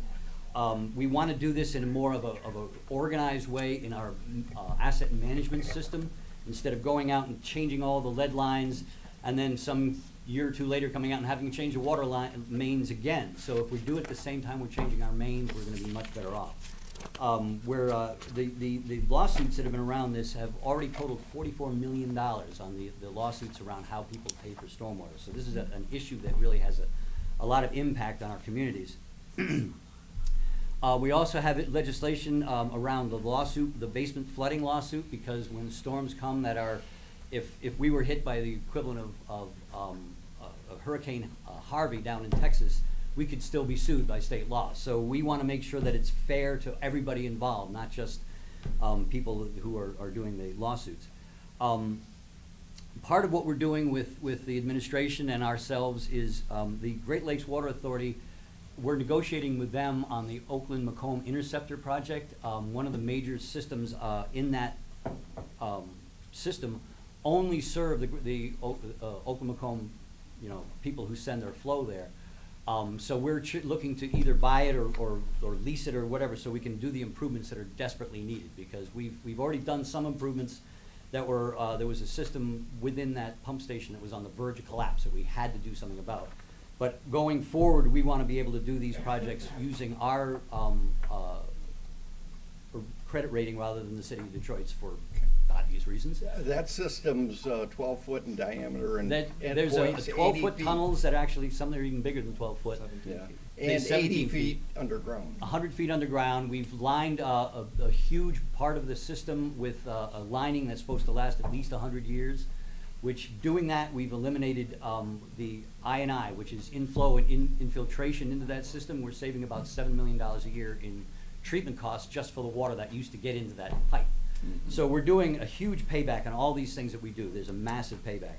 Right now we're doing projects all over the county, of course, as we always do, but we're having some significant projects in Pontiac. We're replacing, I think I mentioned it last year when we were here, we're replacing an old anaerobic digester with a new system that's going to be able to produce about 5 times as much processing as the old system did. We'll be able to produce more methane that we can eventually hopefully sell on the market. We'll be producing fertilizer that is good for humans to use. Right now we only produce stuff that we either have to landfill or it's very special processing to put it on a farm field. So we'll be able to sell this in the market. We'll be able to give it away to Pontiac residents as fertilizer for their yards and gardens and anything like that. So there's a huge impact on that. We have a water meter change out. We're actually just finishing up now really in Pontiac, where we're replacing all the old meters with new meters that will be able to communicate through towers that we'll have in the city. It'll be much more efficient. We can identify leaks in people's houses by the house, and we can notify folks of that kind of thing. We're doing the new issue that's really come up in the past year has been the PFAS issue. We're really paying attention to that. Right now we're doing we're directly involved with our industrial pretreatment program. That we're doing a survey of all the businesses in Pontiac, because we run the Pontiac plant, to see if anybody has now or in the past used PFAS in any of their processing and things. So once we find that out, we'll be able to address that more directly in terms of their pretreatment programs and how they pay for them. So that's something that we're going to be doing. We've tested, the Great Lakes Water Authority for years now, been testing all their water systems for PFAS, and they have found non-detect for many years. We just finished testing all our systems. We run well systems in Orchard, Highland, and a couple other places, Oxford. We run their system, so we've been testing theirs, and we found non-detect in those too. So we have not found anything in any of our systems. Just the other day, there was a report of some in Kent Lake being found, and then downstream in the Huron River. That's not our area. We don't have any kind of jurisdiction or authority over that, so we don't really know much about what's going on with that. There's potential sources of that, but we're not really sure. We, as I said, we do the industrial pretreatment program for Pontiac. For most of the county that's not, that doesn't have their own waste systems, it's done through Great Lakes Water Authority, again, because they get all the water from us. So they again have tested, and they're doing all kinds of work around that, and they're doing their own survey. That's a state order. So let me see, we're doing there's potential growth coming up. Highland Park, I'm sorry, not Highland Park. Highland Township has come to us and asked if we're interested in proposing for them for operating their system. Village of Leonard is looking at the sewer system proposed. Walled Lake is looking at their water system operations, and we might work on them with that. Holly Township, their sewer system is proposed. We're going to be taking over running the Lathrop Village. They have a big tank that exists that brings in their stormwater, so we're going to be working on that because it's kind of rough shape. And the Village of Ortonville has asked us to come and look at their system. We just got recently a grant from SEMCOG for a program. We're looking to bring in all the communities in the George W. Kuhn system and help them look at all their ordinances to see how they can increase green infrastructure use and encourage the business development, homeowners to do more green infrastructure to limit our stormwater getting into that system. That's something that SEMCOG has helped a couple other communities with, and it's been very successful. So we're hoping to get some real improvement in green infrastructure in the communities of George W. Kuhn. And last for me is the State Fair. We're doing the State Fair Thursday the 30th of August. We're going to be, it'll be WRC Day. We're going to have, I'll be there all day, and we're going to have a whole bunch of information, and we'll have the dirt doctors there to do demonstrations for the kids about, erosion and stuff, and actually they'll be on the main stage for about an hour Thursday evening. So we're looking forward to that. It's going to be neat, have fun. Good old Novi, it's going to be great. So any questions we can answer, let us know. Any questions? I have Todd and Wade on my list, so go ahead. Yeah, I'd like some information, if you could explain how this stormwater tax is going to work. Well, it's not a stormwater tax. This is a fee. The way it is right now. Come on. Oh, the tax and the fee are totally, trust me, it's very different things. So right now, let's take Birmingham. They had to settle a lawsuit with a law firm that's been going after city. Part of that was to come up with a plan to set up which is a stormwater utility. What it does is SEMCOG has information on every single property in the region that shows the percentage of impervious surfaces on that property. What they got sued for in Ferndale and Royal Oak and a bunch of other communities was because they were taking general fund dollars, which are taxes, and spending it on this. And by the on what? On stormwater issues.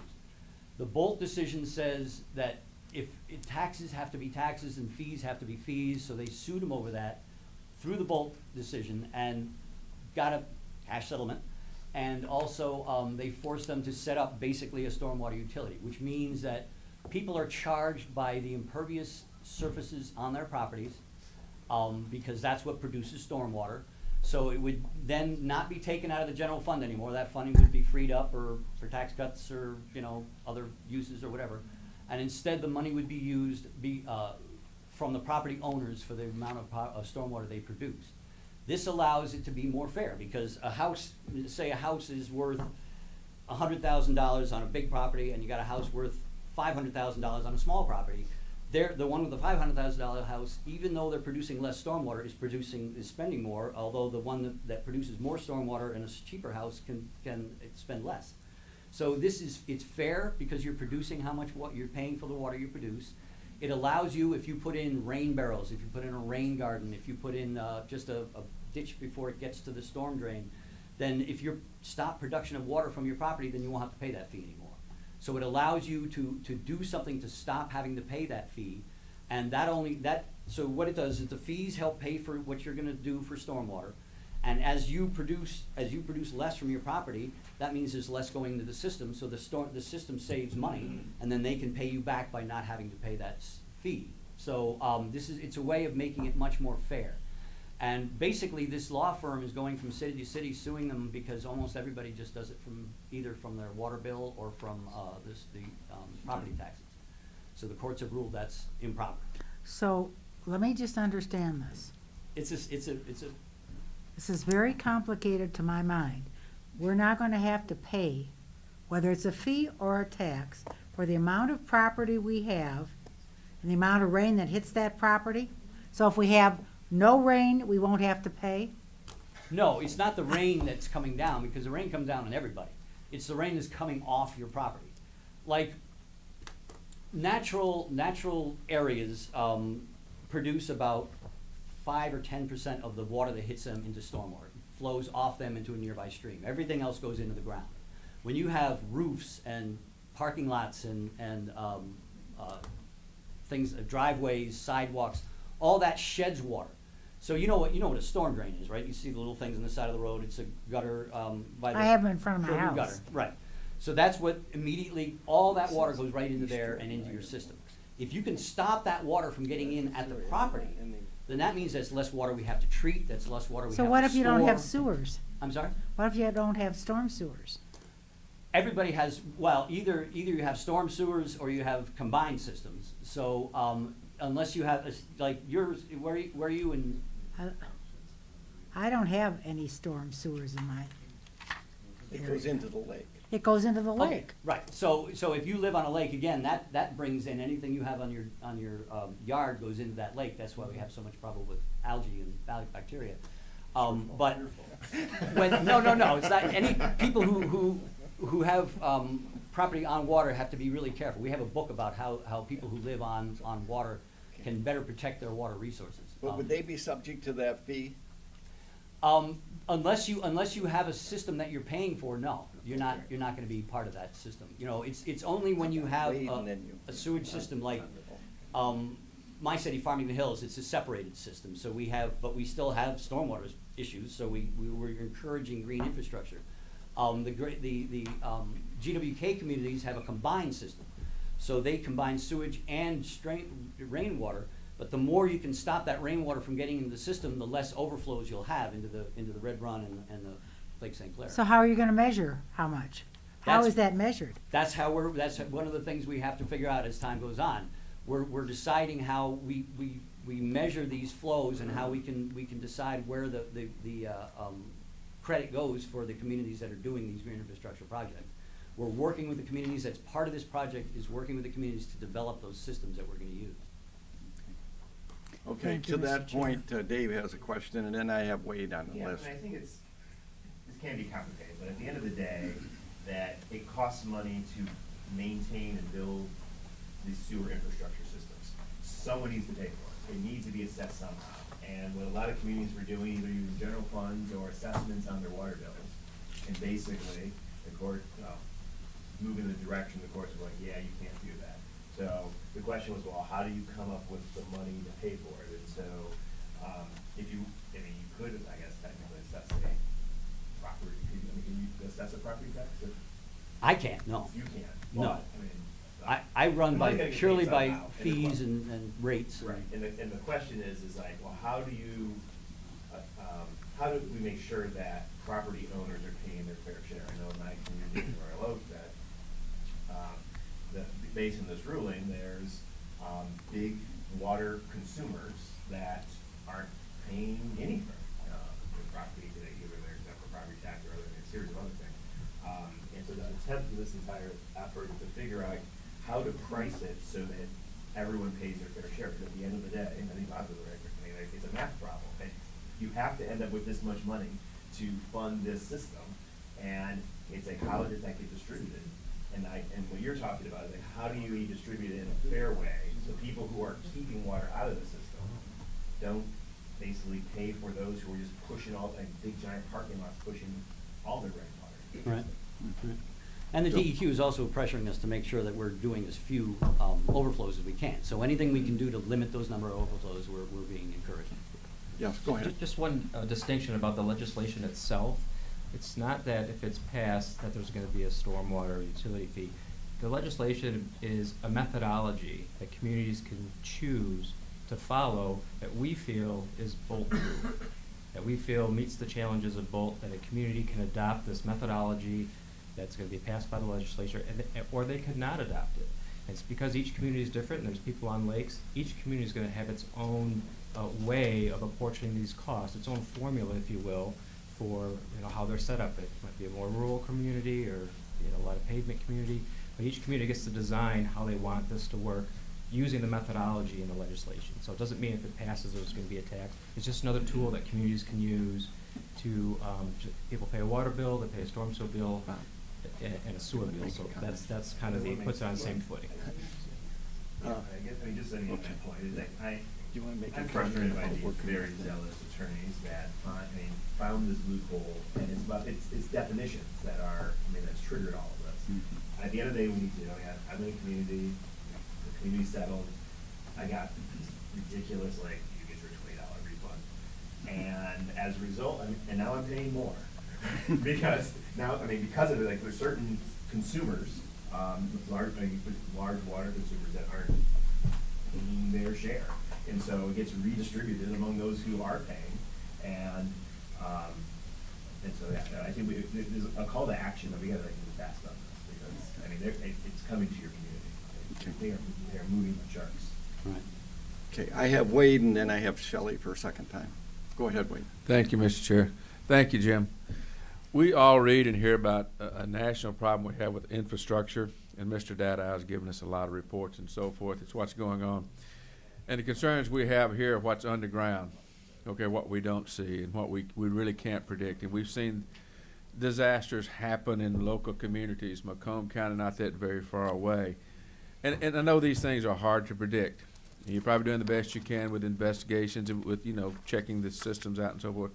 But what do we have in our budget to handle these contingencies? If there is a major catastrophe, a major problem with the water, with the sewer, where in the budget do we cover this? How would we handle it if we had a situation like Macomb County or even worse? Because it's not a matter if it's going to happen. With our aging infrastructure, it's when it's going to happen, and how are we prepared to respond to that? No, absolutely. Do you want to give a little? Yeah, the closest we've had to it was we had a sinkhole on the Middle Belt some years ago. And certainly we have reserve funding to certainly have an initial response to control the emergency. But the way we financed the full improvements was the sell bonds. So we kicked into gear very quickly to finance a major repair, but we do have reserves to allow us to react and get contractors out there and mitigate as best we can so we can do a permanent repair. I also want to mention that we're in, I think, the last year really of the SAW, right? We got, I think, more SAW grants than anybody else in the state. Oakland County did. It's stormwater asset management wastewater grants that were given $400-odd million in the past 5 years. We took a whole bunch. We've televised a huge number of the systems in our all our communities we Jim, oversee. televising, you don't put it on the open air. You're televising the tubes. You're what running. We do is we have these remote control kind of robots that go Yeah. down the pipe and take video of the whole inside of the pipe. So we find anything that's leaking in or any issues we have. And you put it on public Through television. that, It's not real interesting. Traditionally, asset management has been much more organized around age. Just if it's a aged pipe, we got to replace that. This allows us to have, some of these pipes can be way older than others, but in really good shape. So if we have an older pipe that's in really good shape and some newer pipes that are in bad shape, we're going to go after those newer ones first because that's more likely to cause a problem. So this is a long-term process, and the state with these SAW grants really helped us out a lot, and they're talking about doing a new round, which would be terrific. So, again, the cities with the biggest problems tend to be the ones that have the lowest income and have the least ability to pay. So that's one of the things we're running into is, Pontiac, we're doing a 20-year, we're like 3 years into a 20-year program to replace all their pipes. 2/3 of their pipes are over 80 years old, and a quarter of their pipes over 100 years old. So if we don't do something about it now, we're gonna have these one after another, you know, much more expensive fixes than we will in a long-term program. So that's part of what we do. In Macomb County, that specific pipe, they were warned some years ago they should do annual inspections, and they didn't do them for like 8 years. So part of it is asset management, and we have a strong program for that. Glad to hear that, thank you. Okay, Shelley, you had a second question? No. I still don't understand. I understand it, but. I'd love to have you come over and we can talk about it. I can No. have my experts tell you better than I can. No, so. no. Careful what you ask. Okay, so we'll probably have lots of big parking lots that have lots of green gardens around them, and it'll be beautiful. Infrastructure Okay. is, you know, those kind of green infrastructure projects are so much cheaper and long-term than these big gray infrastructure projects that we have to do to accommodate further flow. So anytime we can do that, I think the local communities really want that, and developers see it as just a very cheap way of making them get in under permits so they can do what they want to do. Okay, Dave? Yeah, thank you. And my first question around this green infrastructure, and I think you answered it a little bit, is that, I mean, if there's a way that we can come up with means to incentivize more green infrastructure that captures more of that rainwater, particularly in these areas that are going to combine systems and what have you, that's a good thing. I think it's fundamentally a good thing to keep the water out of the system and out of the ground.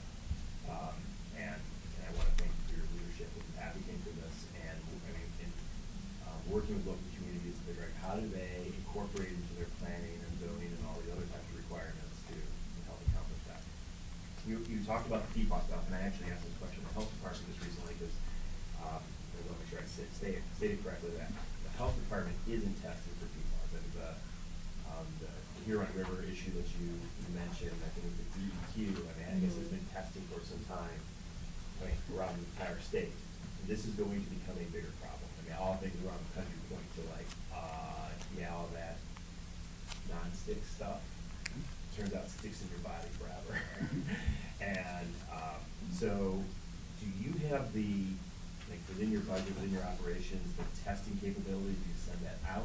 I know our health department talked about it. There has to be a standard. I mean, you have to have experts that know what they're doing because it's a little more, it's not just like testing water for other kind of chemicals. How is it done in-house? Is it done with a vendor? Is there Again, are we testing for PFAS and PFOS on a regular basis? Yeah, we just started with state funding to do this. Certainly we can draw the samples, but the samples have to go to a specialized lab that can measure in parts per trillion. So it's a very specialized test. We don't do that in-house. Certainly we have contractors that can draw samples too, but the specialized lab is the key that's certified for looking for these products. And so the testing that we were and have done and has all come back good. For our water systems, For our right? water Right, systems. exactly. Is that, I mean, is that funding stable and reliable as much as we can see that? I don't know how much that costs. And It's a are we getting- fairly expensive test. My understanding is that the DEQ is coming up with guidelines fairly soon. So they're talking about private wells because, again, I have no authority over private wells. The private wells are regulated by the health department, but really only in terms of new wells and capping wells. There's no like regulatory structure for just routine testing of water. The health department has, you can go and get the little sample bottles and test for your drinking water. There's different tests for bacteria or, you know, and for chemical issues. But we're not testing for PFAS. But they're supposed to come up with guidance very soon. That's my understanding. I don't know if you've heard any more about that, but. No, there's actually on the MDEQ website 14 pages of frequently asked questions that I'm working through as we speak. So they're really trying to get information out, it's, you know, on the website and so forth. Well, I don't think know these they tests sat on a are. report for quite some time, Yeah. realizing that EPA too. I mean, Yeah. right. They're all coming to terms with this now. So we really have to wait for their guidance because we you know, regulate for the state. I guess my question is, like, do we have the next fiscal year and the following fiscal year, do we have the funding in place to continue to test? And like with water testing, is that okay? Great, that's today. It's not tomorrow. And unless you have some sort of ongoing testing protocol, if you will, and maybe it comes through the guidelines. And I don't know if it needs to be tested every 3 years, every 2 years, or whatever. Every year, do we have the funding to do that, or was the money from the state like, do it right now, get back to us, we'll figure out what we're doing? The money was from the state initially. I haven't heard that the cost of these lab samples or lab analysis is cost prohibitive. I couldn't tell you how much it was, but I did not get any feedback. Oh my gosh, it's going to affect grades. I think there's certain protocols in these specialized labs, but I did not believe it's cost prohibitive or a major expense. I didn't get that impression. I'll certainly find out and see what they're. Yeah, no, I'd be interested in getting what the cost is, but it's, yes, I mean, I think we're going to discover more and more of these things as time goes on. So. Okay, and the testing you would do would be the water systems that we're asked to maintain or the counties maintain. Right. What happens to the local communities that have their own water system and don't include you guys at all? That's They're quite a few responsible for their own testing then, wouldn't they be? They may have been part of the DEQ program, this initiative that they had to get all these well Oh, systems. to include them tested. also. Yeah, we were just part of the same program the other communities were. Okay, I have Eileen next. Thank you, Mr. Chair. Getting back to that stormwater runoff issue, I've seen that there have been several bills introduced from our Macomb County folks regarding the separation of stormwater and sewer. So, which would cost, I don't know how many bazillion dollars, but I do believe that anything that we can do to mitigate that stormwater runoff, I mean, I wouldn't want to live downstream of what's going on either. So anything that we can do to mitigate that, I think is a great thing. So I'm all for it. The state wants us to do that. They want us to limit the number of overruns. But, I want to stress that what comes out of the George W. Kuhn is treated, it's settled, it's skimmed. The legislation that I've seen from Macomb County would, as you say, cost a tremendous amount of money. One of the ones he wants to do is force everybody to separate their systems. What people don't realize is when you separate a system of a very heavily populated area like the George W. Kuhn area, anything that goes into that system goes right into the nearby stream without anything. There's no treatment, there's no settling, there's no skimming. Cigarette butts, cigarette packs, all kinds of stuff comes through there. Pet waste, just a stunning amount of stuff goes through there. What the George W. Kuhn does is 80% of storms never exit that system. They go down and they're treated in Detroit. Of the 15 to 20% of storms that do create any kind of overrun, it's tested when it leaves our facility and it meets all state guidelines. It's actually cleaner than the water that it joins in the Clinton River. So what we're doing is in my mind, extremely well done. My staff is some of the best I've ever seen anywhere. And we have really lived under the state guidelines, and we are not contributing to any pollution in Lake St. Clair. Most of that pollution is coming from near shore, all the issues around that, and they eliminate all their wetlands in Lake St. Clair, which means none of that water gets clean before it hits the water. So there's a lot of issues that are around that. Again, I'd love to talk to you more about that. It's one of the things I'm really proud of what we do. So we do a good job.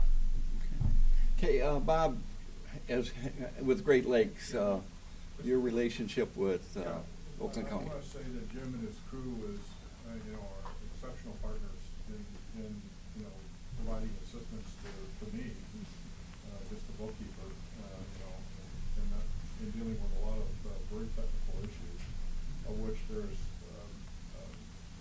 quite a bit. I mean, Jim is really giving me the short list here today, and there's a lot more that are truly on the list in this area. Just a couple of comments here.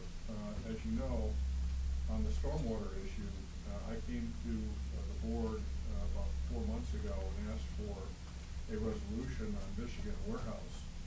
That was a stormwater case where Detroit lost to the same firm a total of $29.5 million and wanted essentially the region to cover half. And we had those discussions, and eventually your resolution put some pressure on them, and we eventually came to a decent settlement on that issue, with Detroit absorbing the 29 what they should have absorbed anyway, not unlike Royal Oak or Birmingham. On the stormwater effort, it's strictly a Volt issue, and it's primarily directed towards combined sewers. So areas where you have combined sewers are the ones that are exposed, depending upon how they go about billing for stormwater. And the big issue with proportionality, you have to identify the cost of something down to the property level, which is nigh on impossible for accountants to do, but you have to wind up improving that, if you will. And that became part of the problem with Detroit and certainly Royal Oak and others that we have to deal with. So those cases are going to continue, and you know it'll put pressure on the local retail systems to come up with a methodology that does comply with both. A second method that they often used was they had a factor on the water sales, so that if they sold you 10 gallons of water, they assumed that something went through the sewer. Well, the problem here is that factor didn't necessarily include rainwater that comes from the sky. So they have to change their methodology locally to accommodate what is now an evolving mechanism for fulfilling stormwater. That'll play out, but there's still going to be pain in that effort. I think our case on George W. Kuhn are still pending, if you will, on that lawsuit. On the PFAS issue, right now, GLEWA has tested, and in our footprint, we don't have any PFAS issues if you're on GLEWA water right now. So we do test for that.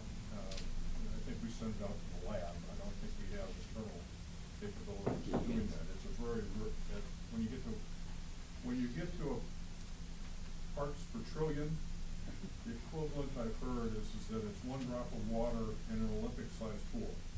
In terms of the amount of actual parts. The real issue on PFAS, and I think that in the long run is going to outstrip the lead issue, unfortunately, is when you're reading the newspaper articles, it's all about testing right now. Testing. There's no practical remediation ability to deal with the issue. So once it's in the water, it's very difficult to get it out.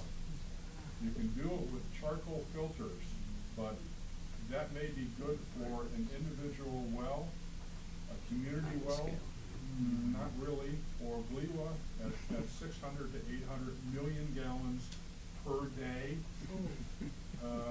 can't do it. And to that end, right now, the science has not caught up to the ability here to pull a contaminant out of the water before it gets shipped off to your drinking fountain. So feel comfortable, folks. Right now, I can always comment. There's no practical remedial way of dealing with PFAS right now. So, read the articles. Nobody's talking in any of the articles or anything other than testing to find out you got a problem, but now I got a problem. How do we deal with it? Yeah. And when that problem gets dealt with eventually, when they come up with the science to be able to do it, it's going to be real dollars. Yeah. Okay. Jim, also, I mean, we've been talking mostly of your general fund budget, but proprietary funds are on page 544 of the big book and 97 to 104 in the little book.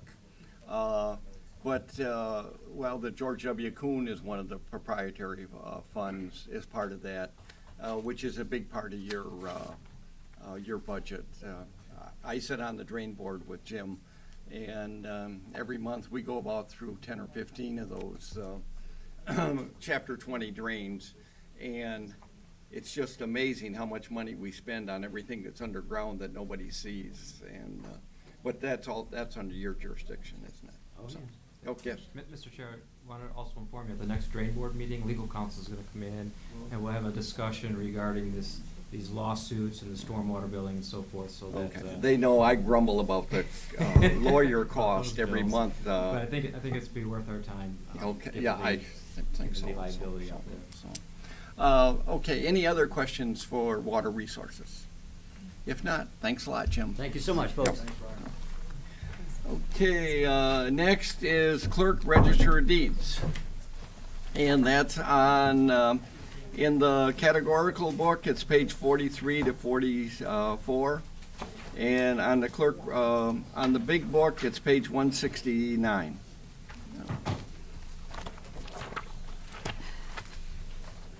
Good morning. Good morning. Is it still morning? No, just kidding. Barely. Thanks, babe. Yes. Okay. So first I want to introduce, and I should say reintroduce because you've met them 100 times before, but Jennifer Howden, Chief Deputy Clerk, and Joe Roselle, Director of Elections. You may remember Laura Thierbach, who is the Chief Deputy Register. Laura retired after 37, 38 years with the county. So she's not here, so she retired. And we are interviewing to fill that position. So anyway, so you've got this up in front of you, which is wonderful. I love that you're using this thing. And I just want to highlight a few items for you. So pardon me while I put on my reader so I can even determine my own reading, but and my writing, but also on here. So looking at like admission to the bar, we are seeing a trend that has been going down as for what our amounts are. We have fewer and fewer new attorneys being sworn in. I don't know if it's that the law schools are shrinking and how many people are applying to law school.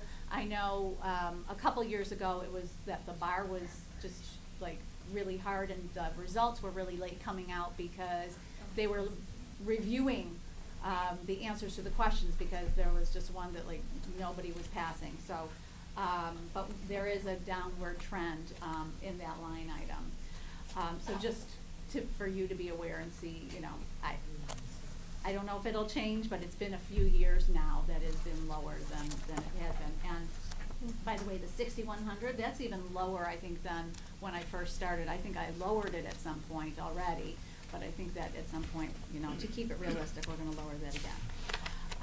Now, as you heard from the Treasurer's Office, there was a law change with the deeds, and I told you about it last year, and this is the first fiscal year that we've had it in place, and it changed from you know, determined by how many pages you record in the Register of Deeds to just a flat fee of $30. This was pushed by title companies because there was a change in the federal law, and anything that would be off in closing documents would throw the whole thing off for their funding and all that sort of stuff. So they said at least to have that they wouldn't get rejected for not sending the right amount of money. It would be easier for them if it were a flat fee. Personally, I opposed it being at $30. I thought that was a bit high, but I think I was the only register who thought that. So anyway, so you'll see like a difference, and especially, and I know, you know, you don't have even the previous year to compare, but I'm going to do that for you and walk you through that we had 3 line items really that were impacted on this. And the first one is deeds. And you see that we budgeted for $700,000 and we received over $1 million in that line item. Just for comparison, and we bumped it up to 700 because we knew this change was coming, but you know, not knowing exactly how everything was going to play out. So just for point of reference, last year it was budgeted for, and all the previous before we made this change, for $450,000, that line item. And last year, or the 2016 actuals were $382,000. So you see that one. Then if you jump down to mortgages, you know, we brought in 1.168. It was budgeted for 1.5 previously. So 2016 actuals were 2.383 million, and it had been budgeted for 2 million. And then if you jump down to recording fees, and again, so you see a big you see a big difference here, that we brought in over $3 million. We budgeted for $1 million, and last year it was that we brought in a little over $1 million, 1.046, and it had been budgeted for $1 million. So gonna be working with Hebrew again. Y'all know, because I had Laquita and she left, so, yeah. So, Hebrew and I are reunited, and, so now that we have at least this year to look at what that breakdown looks like for us, we'll be able to, you know, get a better feel for what those numbers should look like. But, you know, we were kind of going, I mean, we had an idea, like I said, I knew we needed to increase deeds. Like I said, it was 450. We raised it to 700. We brought in $1 million. So, you know, getting a feel for that so we know where we're at with those numbers and to make sure that we can accurately determine, you know, I mean, as close as possible as to what we're really going to bring in so that everything else can be budgeted as well. So moving on to on that same page, nominating filing forfeit. I just want to give a heads up. I don't know that anything will happen, but there is proposed legislation that would affect this line item. Currently, the law is, well, you know, if you pay $100 to run for office and you win, you get that money back. For those who run nonpartisan, and for those who come in third, fourth, fifth place, they don't get it back. So that's where that revenue comes from. The proposed legislation is that no one would get that money back, so that line item would be higher. When the bill was proposed, it was also in there that filing fees would be increased, and depending upon what office you ran for, they struck those now in committee, so now it's just you know, the forfeiture being gone, or applying to everybody rather. So I don't know where it's gonna go. It passed out of committee, but I just wanna give you a heads up. Nothing yet, but just so you know and have it on your radar, and obviously we have it on ours. The next one that I wanna highlight is passport fees. The federal government increased the processing fee, and the fee that they increased is the fee that we keep. So we are seeing an increase in that line item as well. So, and I just wanted to explain that to you. And before Commissioner Taub can even ask, I always like to, you know, because I know what she's going to ask. Library continuations, this is what we spend it on. These are copies of the Michigan court rules. We get them every year because every year there are changes to them. And even throughout the year there are changes to them. And I mean, I've got mine tabbed, not nearly as much as my staff in clerk legal. But for us to be able to, you know, tab them and be able to have it online, it's just not the same. We need to be able to highlight and see it. And I mean, I've contacted SCAO a number of times to say, hey, you still have a, I laugh, but it's not funny. You still have a court rule in here about gun boards, and you know, gun boards don't exist anymore. Like, you need to get rid of that and that sort of thing. So it's a tool that we need to have. Are there other ways that we can purchase it? Yes. So, but I just want you to know that that's what that is. Is it available both hard copy and electronic? Well, you can always look them up online, but for us, like, we'll sit there, like, was that yesterday? Yesterday, we were on the phone with an attorney who, you know, was arguing about something, and so, you know, I mean, we both have our copies open. He's got his copy open, and we're going through the court rules together. So it's just, yeah, for us to be able to open it and show it to perhaps an attorney that's at the counter. Yeah, we do that. You know, we do that a lot. Like, here's the court rule. You know, we show it to somebody. And we can't pick up our computer screens and turn them around. So, so there's that. And moving right along. Okay, so. I have to say that in the 5.5 years that I've been here, I don't think that I've come before you and asked for a whole bunch. I have brought in my office, my divisions have brought in more money than has been budgeted for, and I think that we've been very fiscally responsible. But today, I have to do something that I haven't really done before, and that is to ask you for more money in a couple of line items. The first is the biggest, and that is election supplies. I would like another $225,000 in the even year election, in the even year budgets. So not in the odd year. And to help with that, I can reduce for the odd year by 100,000. But I want to have the resources that we can print 100% for August primaries. Okay, is that under commodities, That's under election 750-126? All right. Yes. That would be under election Correct. supplies, and that is, yes, under commodities, 750-126.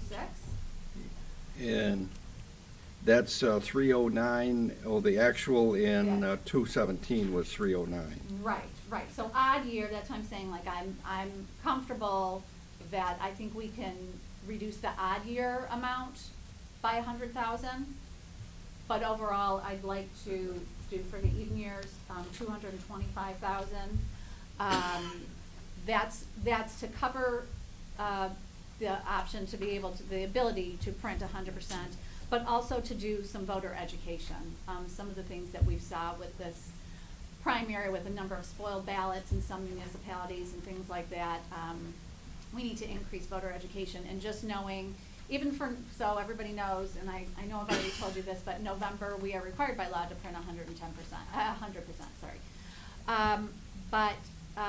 The voting instructions that the legislature just approved, and they had to change them because we had the Libertarian Party, for the November election, they did not include instructions on straight party voting. And, you know, we just had Judge Drain's decision that straight party voting is the law in Michigan. And without instructions on that, I think it could, you know, lead maybe to some lines and things of that nature in some areas. So I'd like to be able to, you know, make sure that our voters are educated on what their options are in voting their ballot, and especially in August, again, going back to like stay in one lane. Yeah. Okay, I don't know, we haven't done this in a while, but we put it on a list. Any changes, either we can, one member of the committee can ask to have it put on the list, the suggested changes. Okay. And then when we wrap up the budget hearings, that's when we act on those things that are on the list. Okay. So yeah, you're I've never asking. asked you, yeah, I've never.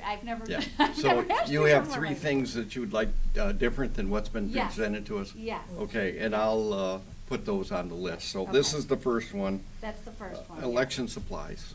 Yes. Okay. And actually, we have a letter from a number of clerks that didn't even, the request to sign on didn't go to everybody, but who did, and actually they asked for 198,000 but if you want a copy of that, we've got copies of that, just saying, yes, please, you know, please support that request. Oh. And yes, I would request that. So you're asking for 200,000 above the 596? To an additional 225 above In the- that, in the even years, for the even years only. Okay. And then, but subtracting she the odd requesting years. it for Reducing the 20? odd years by She's starting it for 100. And the reason being, you know, let me give a couple examples of things that we wouldn't have expected. So in 15, we had that statewide ballot initiative for our roads. That's not an expense that we were expecting, that's not an election we were expecting to have, you know, countywide in May, that sort of thing. Having the presidential recount, you know, we were I mean, halfway but through that wasn't that, something yeah. we, you know, that's not something that we would normally budget for, or ever budget for, because you just don't think that sort of thing is gonna happen. But, you know, that was a big expense under that line item as well. So, you know, there are just things that Okay. are beyond our control. We know certain things. We know when we're gonna have August and November.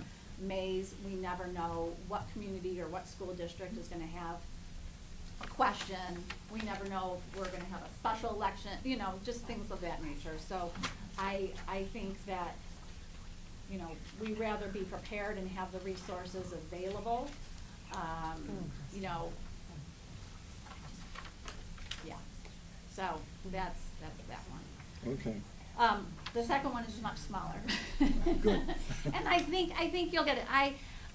You know, I remember talking to Commissioner Spiz, I think like in his first year here, and in talking about the directory cover. And, you know, I had, a few years I've had that cover contest for our high school students. And I remember he said, well, why don't we offer more money, like make it a bigger, you know, prize or whatever word you want to use, for designing, you know, for that artwork being chosen. The last two covers have been photographs.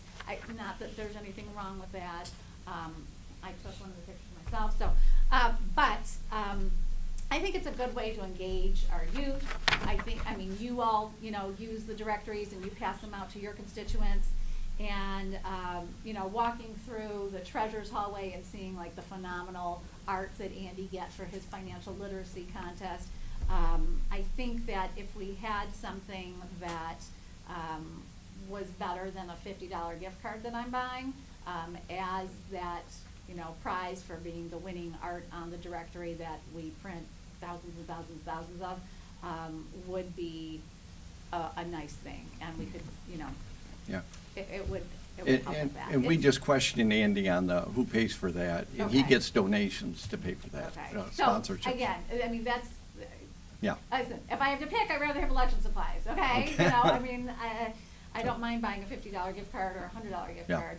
I just putting it out there, and I know, like Yeah, I said, okay. Commissioner Spiz and I had talked about it before, of whether there was something that we could do to kind of sweeten the pot, so to speak, Okay. for the people for the kids who you Yeah. know. And which line item would that be under? That is. Periodic book pub? No, that's specifically, there's one, printing the county directory. Oh, right for there, 731-395. 731-395, Yeah, yep. it's printing the county directory. So, and I know you're gonna see that the actuals were a little bit less. The way that our contract is, it goes up a little bit each year. We did a 3-year contract with our printer, and so it goes up a little bit each year of those 3 years. Okay. And you have one other one? And there was just a couple of kind of movements, not asking for more, so I don't need to go over that, and that's something I know either we can do at whatever point, right? So it's not asking for. So that's it. Like I said, I've never asked you for more. I don't think I've asked you for very much in the times I've done here. And if you look at the bottom line, which I hope y'all do, how much we were budgeted to bring in, how much revenue, and how much we actually brought in. Yeah. So, I mean, we brought in $18.5 million from my divisions all combined, and we were budgeted at, you know, 13.744. So we bring in the revenue. I would just like it to be put into my office a little bit, you know, just a little bit more of that to be put into my office so that we can give the supplies that we need. As the economy takes off, your office with deeds and real estate transactions generate quite a bit of money for your district, I and mean, that's the key. There's always, right, I mean, there's a fluctuation with the economy, but it's also that $30 flat fee that made a difference. And that was really why I opposed that I knew it was going to bring a lot more revenue. Government isn't here to make a profit. We're here to provide public service, so it wasn't right, in my opinion, for Oakland County, but it's the state law. You follow state law, yeah. I know, you know, some of my colleagues, they're in a completely different situation, but it affected them differently because they have a lot of gas and oil leases, and when you were doing that by page, that was hundreds of dollars for them for one document. Now it's $30 for this 100, you know. Yeah. So for them, they had to make up, and I understood that, but just so you understand, like that's it, yeah. Okay, any questions? Yes, Eileen. Thank you, Mr. Chair, and not to be partisan here, but the elephant in the room. It's the primary election and the lack of ballots that were experienced all around the country. I think it gave Oakland County a black eye. I've talked to my own clerk and deputy clerk, and it's just a day that they never ever want to relive again. And there were meltdowns everywhere, and there was voter disenfranchisement. So I just want to say, I'm sure that, and I'm not sure how, because the election, the general actually falls within the next fiscal years, but I imagine all the supplies are in the current fiscal year. Are they? No. Okay, so you're purchasing way ahead. And I just want to make sure there's obviously there's enough money for that. And at the end of the day, I just want to say that ballots cost pennies, attorneys cost big bucks. So that's it. Thank you. Yeah, I'll just say that for November, we are required by statute to order 100% one ballot for every registered voter. And we've been following that statute, and we'll continue to do that. The August primary statute is much different. It's based on the previous corresponding primary, which in this case would have been 2014, increased by 25%. That's the statutory guidance on that. 2014 was not an equivalent primary to what we experienced this past Tuesday. We knew that. We went back to 2010. 2010 was our previous county record of primary turnout, August 2010. So that was our starting point, and we padded the 2010 turnout. We worked with clerks. We made supplemental orders. Clerks asked for ballots. Some clerks didn't, got ballots anyway. What I can say is we shattered records. In the 11th Congressional District, we now have the distinction of having the largest congressional turnout in state of Michigan history. As long as we've been a state, there has never been a congressional district with a higher turnout than that. We shattered the county turnout record, not by 1 or 2 points, but by 7 points. 97%, and we're in the canvas now, we'll have more concrete numbers as we move forward. 97% of our precincts were absolutely fine. No issue, plenty of ballots. There were a handful of precincts, a few dozen it looks like, that ran short. We printed on election day, clerks did what they had to do. We're all a team, we're in this together. We're committed to working forward with them as partners. We've already begun discussions, as we move forward. So, everyone rest assured, and I will tell you too, and the clerk's request is because, and I'm looking at the data now, and this will prove itself out once all the voter history is loaded. Things are changing. We saw more first-time primary voters in this election than any election in this county. People who've been alive 30 years, never voted in the primary, came out and voted Tuesday. Difficult to predict that. We also saw, if you look at the age group of millennials, once all the voting history is loaded, you will see, and that attributed to a turnout that began around 3:30 to 4 o'clock. Some folks said, well, that's about when they get out of bed. I said, well, I don't know about that. But maybe it's when they get out of work. I'm not sure. But it was this unusual trend that we're not used to seeing. And so, the old adage of going back and predicting, is not going to be reliable anymore based on the data we saw from this election. So we want the ability to go as high as we need to never be put in this position again. Commissioner, I share your sentiments 100%. We don't ever want this to happen again. Clerk Brown doesn't ever want this to happen again, and it's not going to happen again. So we will continue to work in partnership. We will continue to move this forward, study the data, et cetera, and make sure that November, as far as the ballots are concerned, et cetera, will not be an issue. And I guess to add to that, the separate issue of the impact of it being first-time voters and how many spoiled ballots there were. When we look at things, when we look at data to see how much we should order, right? So looking at past performance and all that sort of thing, that's not data that's before us. So knowing that, looking and seeing, so first of all, I called Chris Thomas, and Elaine, I know you know who Chris Thomas is, so to say, Chris, what's normal? What's normal for spoilage in this kind of election? And he said, Lisa, we've been using this kind of, a ballot for years, people should know, it should be about 1 to 2%. And I said, okay, and he said, but how many millennials, how many first-time primary voters, all that sort of thing comes into play. So when we see precincts that have more than 10% spoilage, which we have. Some near 30% spoilage. In this canvas, or we see a voter who took 5 ballots, that's not something that is even, that. Took them 5 times to get it right. Yes. 5 times to get it right. Yes, yes, and not just one voter. So, that's nothing that we can prepare for. That's nothing. So that's why I said voter education as well.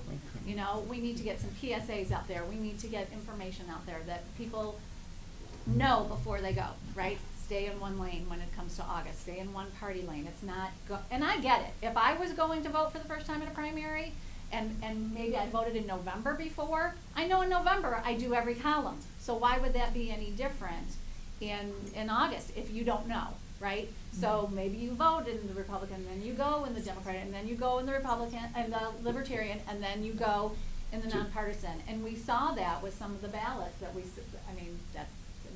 have seen that. So that people voted every column. So again, that's nothing that even we would have had the numbers to look at to go, well, this one, they really spoil a lot, so we should count on, 30% spoilage or something like that. That's just, so. Okay, but I have Quarles next. Are you done, Eileen? But not only voter education, but the precinct workers' education. I had heard some stories of, and there's a problem that you hire these people, or the clerks, the local clerks hire them for 2 days every other year. It's hard to, you forget over that length of time exactly. They are required to go through training. And by law, we are required to train the poll workers for the municipalities that, based on population 10,000 less. So anybody over than that, that's up to the local clerk if they want to train or not. And Joe's always taken like their overflow. If they have workers that can't make it on the day they're doing it, they've come here. But as far as hiring poll workers and, like I said, training for those those municipalities with over 10,000, that's the local clerk. I heard from the Southfield clerk that Southfield City Council just voted to raise how much they pay their workers. I encourage, I don't know if we're televising, whatever, but I encourage every municipality to do that, to support their local clerk and being able to pay, because it's a long, hard day for those poll workers. It is a long, hard day. And it's an important job, and sometimes you get voters that are yelling at you, and it's not, the poll worker's there to help, right? So I would hope that our municipalities will increase the pay for those poll workers and support their local clerks and with the training that they offer and attract more people when they pay more. Do you know if the chairmen of each precinct, do they get extra education, or is everybody in the same boat? We have a couple clerks here. Yeah, Joe can answer that. Yeah, typically they're compensated more, and they also receive additional training because they have more responsibility. And typically what we'd identify as the troubleshooters, so the folks who, someone's not registered to vote, or there's an issue with the electronic poll book or something like that. They're the ones that have to answer training. the questions and solve the problem. I will just say legislatively, this is a 1955 law that may have run its course and we may need to update. It only requires them to attend a school of instruction every 2 years. And so they can come to the primary training, but they're not required, we have to offer it by statute, but they're not required to attend the general training because they've met that every 2 years school of instruction. So, statutorily, we may look at ways of saying, look, this is just too important to say once every 2 years, this is something that you do. Clerks, local clerks offer training, before every election. We offer it, but we cannot compel, an inspector from a community under 10,000 to attend our training as long as they've been to training in the last 2 years. So we are going to look at legislatively ways of addressing your concern. Many issues.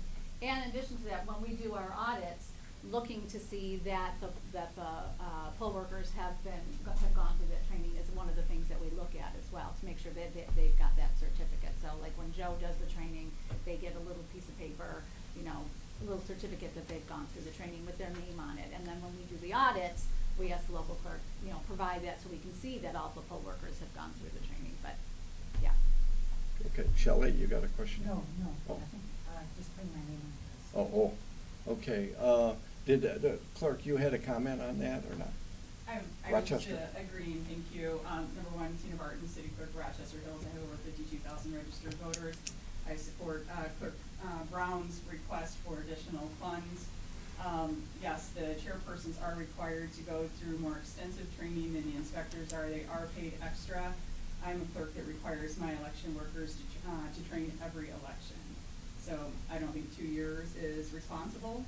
And if anyone is allowed to skip training, say if they work the primary, they don't have to train for November, I only allow that in specific circumstances where there's some dire need or something like that. But other than that, my workers have to train every single election, because in elections, we know it's rarely the case that every single election is exactly the same, follows each other. So a primary is handled different than a general. So you can't expect the education they receive in the primary to be the same education they should receive in the general.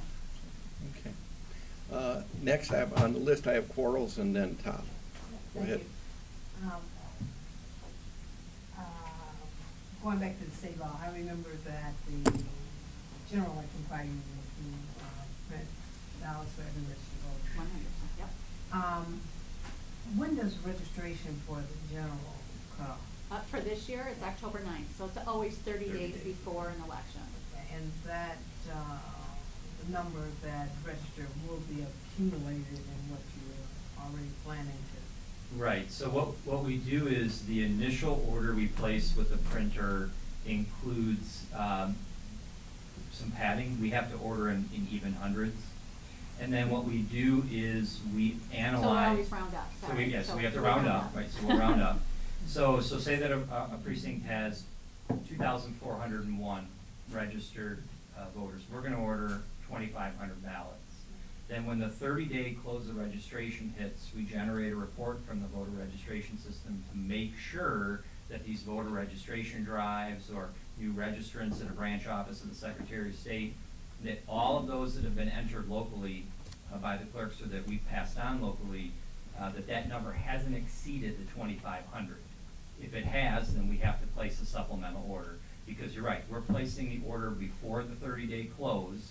We do try to anticipate more registrants, but we do have to then check it at the 30-day close and supplement if necessary. And let me explain especially why that has to be. So move ballots, which are military and overseas voter ballots, they have to be mailed out 45 days before the election. So we have to have them printed well before that 30-day cutoff. Now, there's a ballot proposal out there. That's going to change things, and I may need to come back to you, and I'm sure I will if that passes. So keep that in mind, that will change if we have like same-day voter registration and things of that nature. You know, things will change. So. Okay. Commissioner Top. Thank you. So if you found out, and let me stop right now before I get started. I want to commend every single local clerk who put up with an absolute nightmare, okay? That's all I'm going to say. But if you found out, say, that you needed 100,000 more ballots, I just picked a number out of the sky, are you able to order them?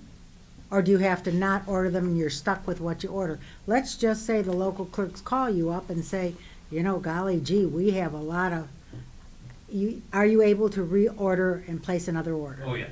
Okay. I mean, that's this, I mean, that's, I brought this along. Here it is. I mean, this is all additional requests, additional orders, et cetera. So we do print more when we need to.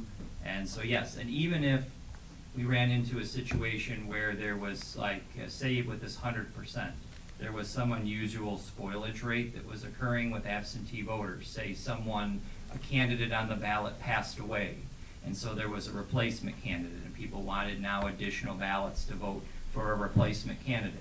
We absolutely would print additional ballots. It would exceed the 100%, but we would have to do that in order to afford those voters an opportunity to vote a different ballot for a replacement candidate.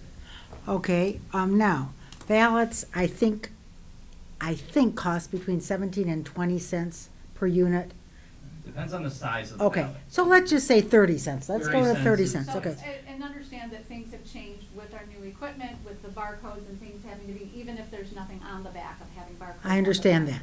So, yeah. So at 30 cents a unit, that's $330,000. Now, I don't want to deny anybody a ballot, and I don't think anyone around this table would ever deny you any money that's needed to print more ballots. That goes without saying.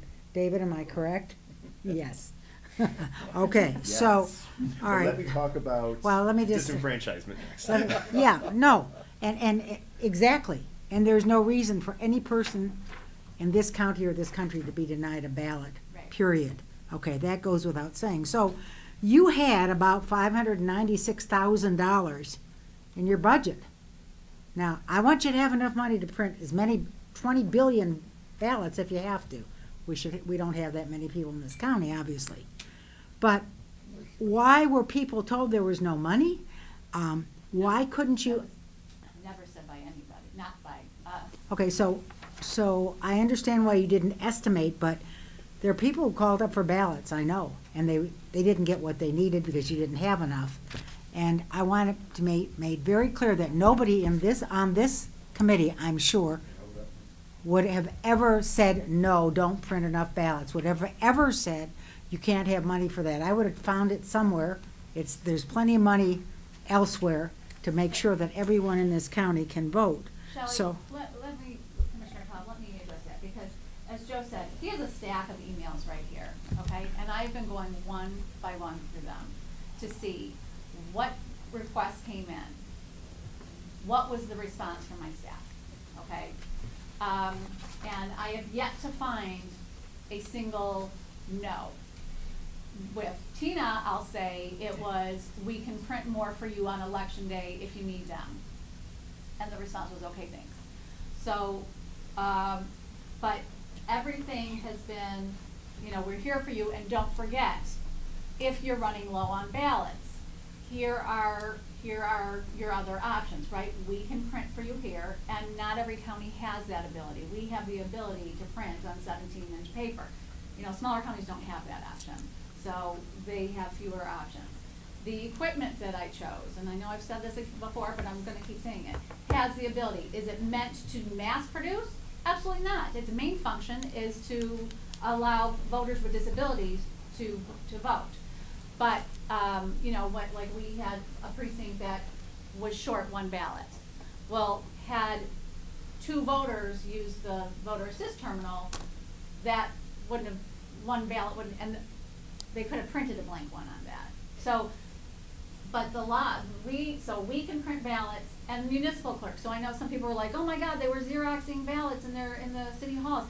That's okay, like they can do that. That is an option. But they're not numbered. And either are that's okay. Either are the ballots that we print. They're not tabbed. We have a process in place for that. I will tell you, Joe sent an email out to every clerk election morning, reminding them and telling them what the process would be. We gave ballots that we had printed ahead of time, and I have an email from one of the clerks, one of your clerks, I'm not saying who, saying, okay, but what do I do about numbering? And his, because I have all these emails. And his response was, just use a Post-it note, da-da-da, and it was, oh yeah, right, So, for me, it was hard to think that we would run out of ballots. One, yes, nobody could have seen, and let me just tell you, the range of voter turnout. We have a precinct with 7.5% turnout. If you think about that, if you think about us printing 100% for that precinct, you're throwing away over 90% of the ballots that we printed. Whatever, okay?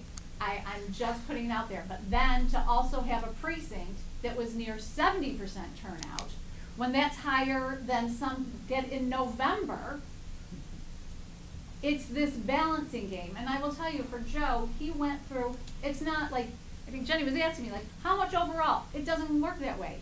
He went precinct by precinct because it varies from precinct to precinct.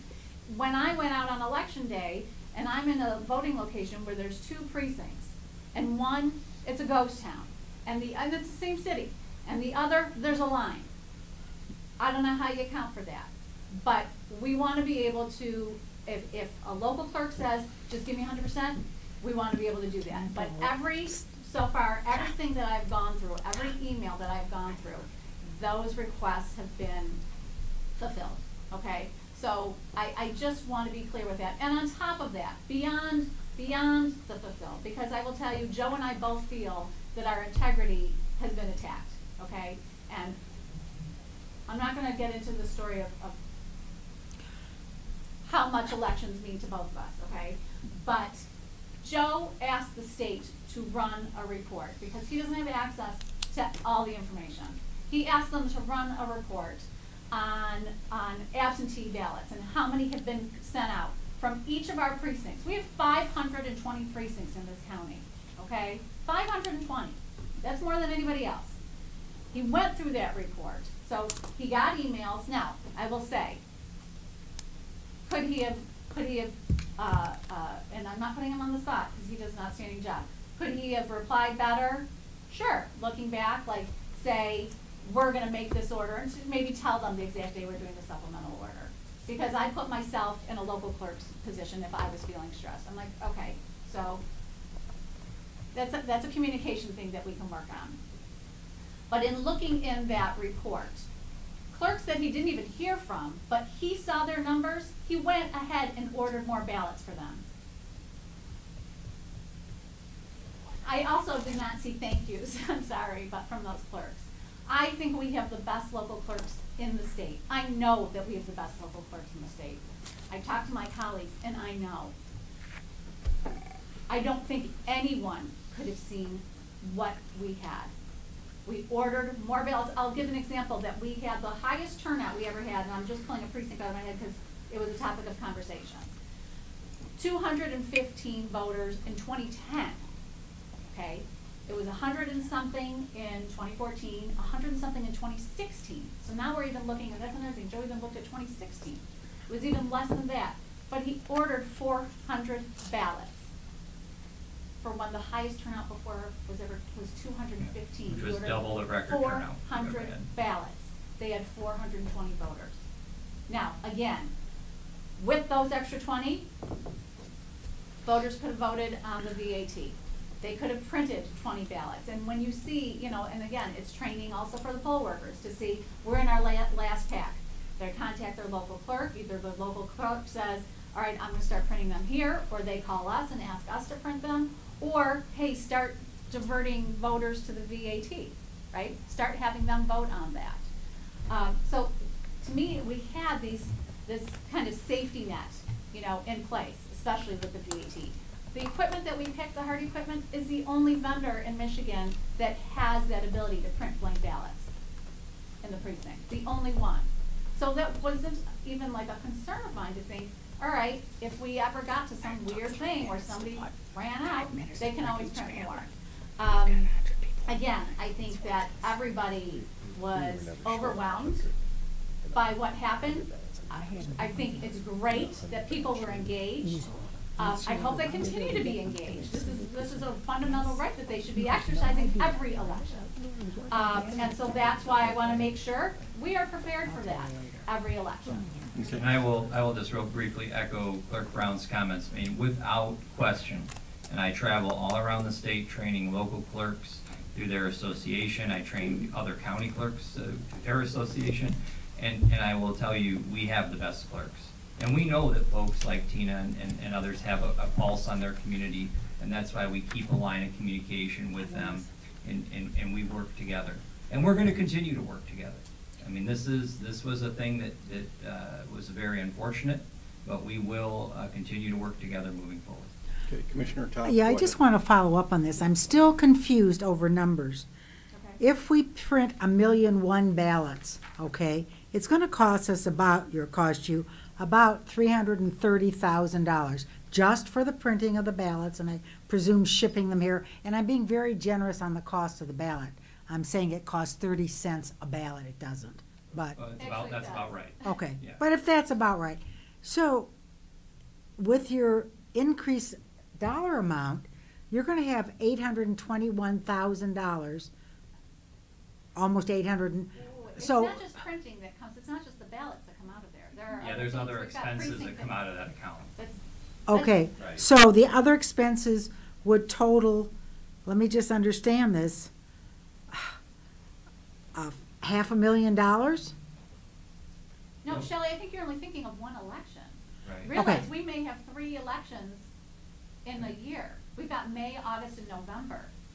Right, so if we're saying we're printing the So, primary, If you're saying the 330, general, Okay. that's plus all of those. $990,000. Right. Okay, so that Okay, I understand now. Okay. Okay, so you're I'm gonna not use, asking for 990 because I don't think that's gonna Okay. be the, and if we have something. but I want to reiterate that had we, this board known that you needed excess funding, it would have been provided. I understand that, and nobody ever said it was from a lack of money. It was, No, but 18, again, that's what- nobody would have thought we'd have a record-breaking turnout. When you think about that, the highest turnout, and I know Joe said the numbers, but realize like in 2014, the primary in overall in Oakland County, it was a 20% turnout. Okay, 1 out of every 5 voters came out. So going back to 2010, it was 27%. That was the highest we had ever had. This election, it was 34%. That's a big jump. Nobody is happy with what happened. Not a single clerk, and I've said this and I will say it until I'm blue in the face. I don't care if a clerk is appointed or elected. I don't care if they're Democrat or Republican. Not a single clerk wants to disenfranchise a voter. So if you think that anybody feels good about this, I know that I haven't slept in a week, Joe hasn't slept, I know I've talked to local clerks who haven't slept. I mean, this is like a clerk's worst nightmare, and no one would ever want this to happen. And we want to make sure that at least is what we have control over, that it never happens again. We can learn, we move forward, and we're continuing to look forward to work with our local clerks. And in fact, I told Courtney, I told her in Novi that if she's got a precinct that's a little different, I said, if you need 110%, let me know. But, and one other thing, I know that our clerk said, like, if they were unhappy with the response they got, and again, I don't want to point fingers. It's hard for me when I was called a liar and I know what I saw. But not a single clerk reached out to me personally. So I was not a single clerk. And I feel like I have a good relationship with many of our clerks, but not a single one said, Joe's not responding to me, or, you know what I mean? So I was taken like off guard, I guess, but, Okay. yeah. We're back on that cost, and you're talking 200,000. In 2017, it was 309, and the adopted budget for 18 was almost 600, almost double. Right, so remember, we're looking odd year and even year. Okay. An odd year, we don't have the same that we have in even. That's why I said reducing that odd year amount. Okay. Okay. And that's why the big jump that went, So, because yeah. of the election. So, Because of the election. so Okay. just running takes about 300,000. It's the printing of the ballots and all the other stuff that on the election years that So- adds to the expenses for So voting.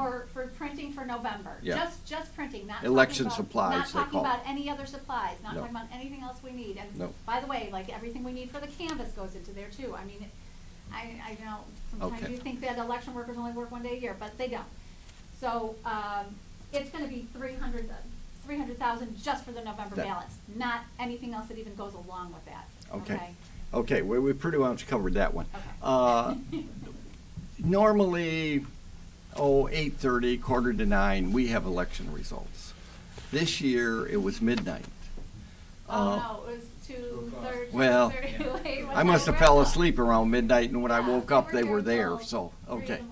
What caused the delay in areas where they didn't have a ballot problem? Well, I'll start, you want to jump in? Okay, so, really what we were waiting for were the absentee ballots. Am I correct in saying that? Okay, so a number of communities with their absentee ballots. A number of our communities, of our bigger communities, purchased a high-speed tabulator. You know, I know Joe has encouraged that they start, and I know Wade and I just talked about this the other morning, as what time they can start. And they can start as soon as the polls open. So, listen, it takes time to open an envelope, take the ballot out, unfold it, that sort of thing, right? I think we're both questioning a little bit why. I'm not looking to point fingers. I think that it's a training issue and it's an education issue, but they were all AVs that we were waiting on, and absentee ballots, sorry. Okay, are they ran, if a person from a certain precinct sends in an absentee ballot, is that ballot ran at that precinct Or is it? It depends on the clerk. The clerks, some of them do, and usually like for smaller elections, more clerks will send them to the precinct, so they don't have to have an AV counting board, because those people are kind of sequestered the whole day. But many of them do it separately, like especially for bigger elections, they do it separately. So they have an AV counting board. They're, like I said, they're sequestered, and they are opening up those ballots, they're unfolding them. For those with high-speed tabulators, they're putting them in piles, because and I'd love for you to come down and see ours.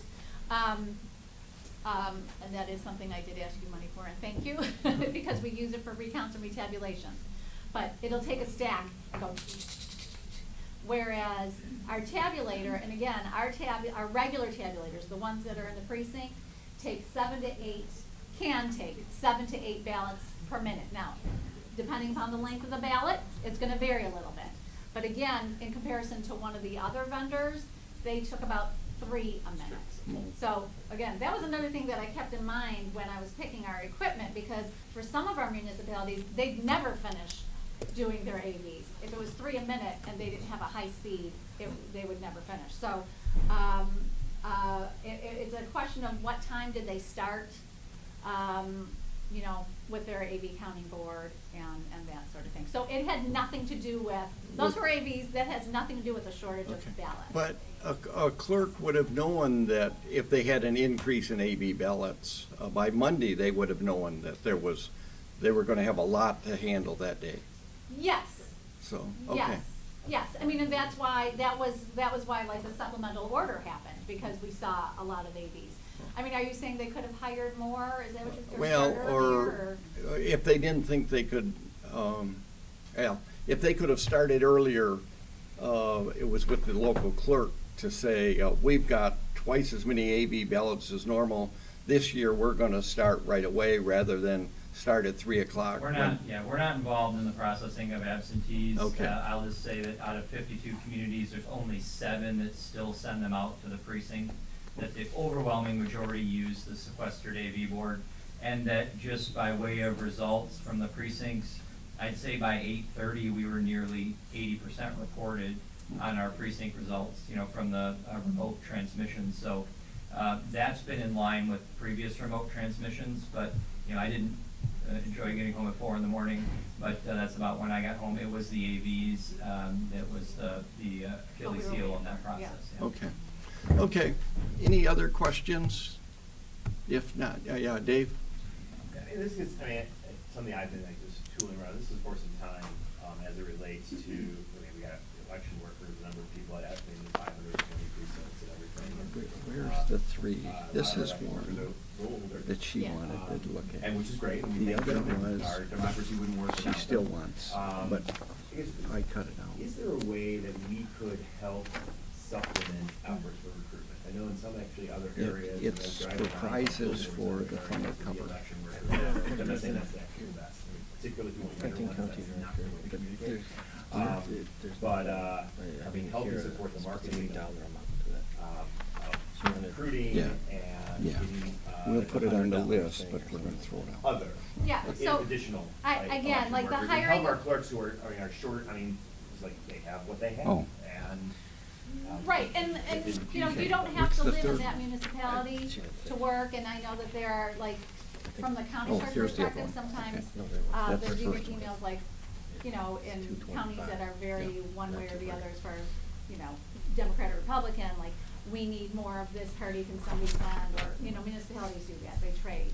I will tell you, I remember I did a voter registration drive at OCC with Sue Camilleri, the Waterford clerk, and while we were registering, she had a sheet all made up to say, hey, do you want to make 125 or however much she pays to work the election? And she's like, I didn't get that many voters, but I got some poll workers, and she was thrilled. So then, like, I've taken that. I thought that was really wise of her. And I've done other, you know, I do voter registration drives often with other local clerks and at our high schools and stuff. And like, hey, when you get somebody who's really engaged, who's got a high school student who's really engaged and excited about registering, I'm like, ask them if they wanna work, like, see if they wanna train them, that's, especially for a teenager, that's We'll do a that lot of in the money, I mean, wrap-up. that's a Prepare nice that. amount of money. And they're taking part in the democratic process, and you've got somebody who's very computer literate, probably, you know, cause they've got one of these glued to their hand, so, again, for me, it is encouraging all the municipalities, all the city councils and township boards to actually, to increase how much they pay the workers too. I think that would help, because if you're willing to pay enough, and I don't know what that is, and I don't wanna determine that for anybody, but maybe someone takes a vacation day from their corporate job to go work the election, participate, it's worth it. Do you know what I mean? Like, and to help in that way. I mean, I agree, and I guess my question is like, when running everything else, and do we have the bandwidth to actually recruit, and I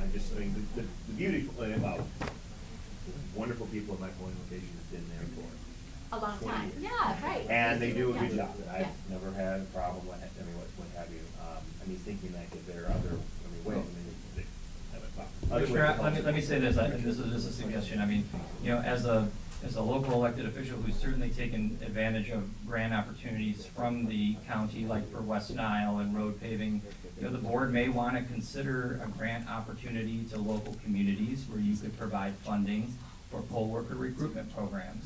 And I mean, certainly, you know, our clerk may be one to sign up, and it may be small grant, but it may allow them to do social media outreach or set up a fair at their community college. I mean, if there's a grant program that the board set up that our locals could take advantage of, small amounts of funding, I think that that's something that they would do. I mean, a lot of the local communities take advantage of the programs that you offer, and I think this may be another one that you would be beneficial to offer. Okay, any other questions? If not, I have two things on the list. One is election supplies, and the other thing on the list is printing and county directories. Yes. And what you said, you had a third item, or not? That's okay. No, we had some other things, we're just Yeah. moving things around, but not, Okay, not actually. so That's- we'll put those on the list in that wrap-up. We will, yep, okay, keep going. Yeah. We're not done. There is a line item for printing the county directories. Yes. Yeah, for $10,000. Right, Yeah. I wanted to add a little bit for the cover contest. So we'll discuss It's that. up to you. Okay, It's up thank to you. That's Yeah. not, like I said, I'd I- rather let go. I'm happy to go and buy a $50 gift card to Yeah, whatever for, so- you know, the contest. so. It was a thought that Yeah. Commissioner Spiz and I. Or had talked get about. outside business, maybe some of your suppliers would Yeah, help. I mean, because we don't have, I thought I had a directory next to me, but, you know, we don't do advertising in our directory, so Mhm. it's a little bit different. You know, it's strictly a government thing. Yeah, so- But again, it was, Okay. believe me, I put this on my list like a long time ago. Okay. Like, honestly, years ago, because Commissioner Spiz and I talked about a long time ago, and then we hit it out now and then it hits my head, so Okay, that's we'll why- discuss it. Okay. My thought is like Andy does it, but we'll discuss it Is there- when we do wrap up. We need to So, know the dollar amount that's being requested. I mean, like $1,000 or something. Yeah, let's you ask know. Andy It's, what his cost. I think I think his is like $2,500 or something. Huh. He may have, but I know he has different levels. I mean, we have one winner, right? Yeah. We have one person that So- artwork would be on the Yep. cover. Okay. Again, it's up to you. I'm happy to keep taking pictures too. I don't Okay. care. We, thank you for coming in. Okay, And we thank discussed you. it earlier. Thank you. Okay, that's put us a little behind, but time-wise, we will just use up some of our lunch hour. Next is the sheriff's office.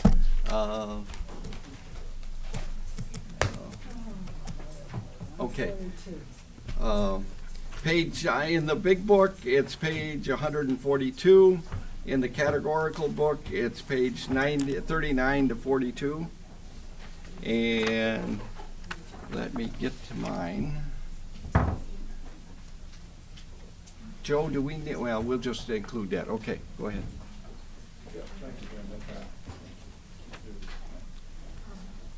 Okay, this is a,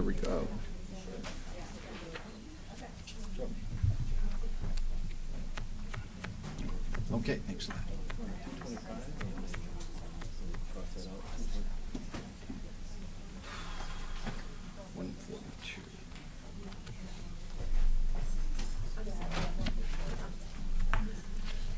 Gaia, did Cunningham leave you with all this work, or did he have it done before he left? He did a really good job. I'm gonna say, he really teed it up for me, so I'm just gonna try to honor his budget request. Okay. Go ahead, Cheryl. Thank you. Well, if it's done well, it's on her watch, and if it was done poorly, it's on Dale's. Oh, he's back! Oh, gee! Wow. I was going to be easy on Gail, but if Cunningham's here, we can. Because they said you were going to pick on the sheriff. Go ahead, Mike. Well, I appreciate the opportunity to chat with you and answer any questions. Not a whole lot of change in our budget. The positions that were added primarily were in the court's paying for. You know, I don't think there's anything that's hugely substantial that you haven't seen before. Nothing really new in terms of programming. So I guess unless you have something other than generalities, I'm happy to answer any questions. Okay. And I looked at federal grants. In 2019, we don't project. Do we not put grants in until we get the money? It depends. If they're multi-year grants, we will, but the change that you're seeing from 2018 was actually Office of Highway Safety. They were Traffic Improvement Association grants, which were only one-year grants. Okay. So once we brought them to the board, then we budgeted them in 18, and then they were removed for 19. Okay. So once they come through again, then we'll amend the budget and put them back in. Okay. The Burns grants are they in here somewhere, or are they one-year grants that? Those will be in separate funds. Oh, okay. So this is just the Sheriff General Fund. So the net grant and the Burn Jag funds, those are actually separate funds that would be near the back of the budget book in the special revenue section. Okay, under special revenue. Okay. Eileen, and then Tom. Probably kind of a minor thing here, but I'm just looking at the county auction, and maybe I'm looking at it wrong, but it looks like it almost costs more to do it than you make. Are you looking at? Well, what's that? I'm looking at page 144, where it says auction expense, 15.9, where it says revenues county auction 11,000.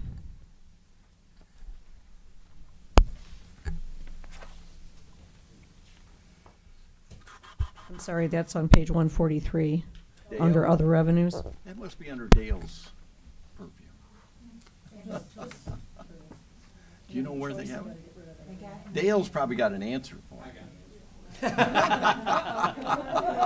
It's really simple. The expense all occurs here in the general fund, but when we sell things at auction, sometimes they go to other areas. What's going to be the narcotics enforcement team, which you wouldn't see it in the revenue line item here, or it might be a vehicle or something along those lines. So it would go to different areas. My understanding is based on the auction results, central services then apportions out where the expense goes, or if you do online auctions, then you might get charged directly in your budget for that.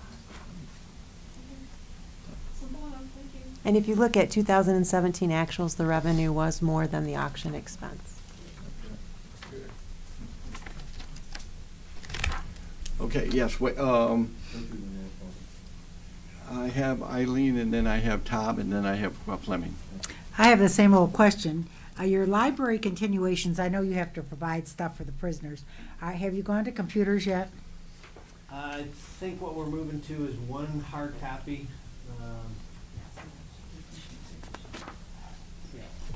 So this year, actually, the Shepherd, Michigan citation, that's the one that we ordered through the library.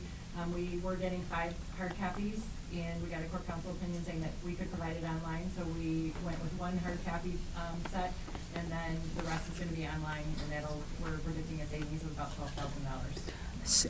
Perfect. Now, and that's great. The question I have is, you order it through the library, but would you be able to order it yourself? Because you know what you order every year, because it doesn't vary every year, does it? Right, I believe so.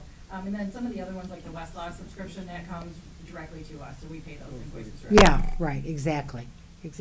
Okay, thank you, Mr. Sheriff, thank you very much. The DNA lab is open for business. Yay.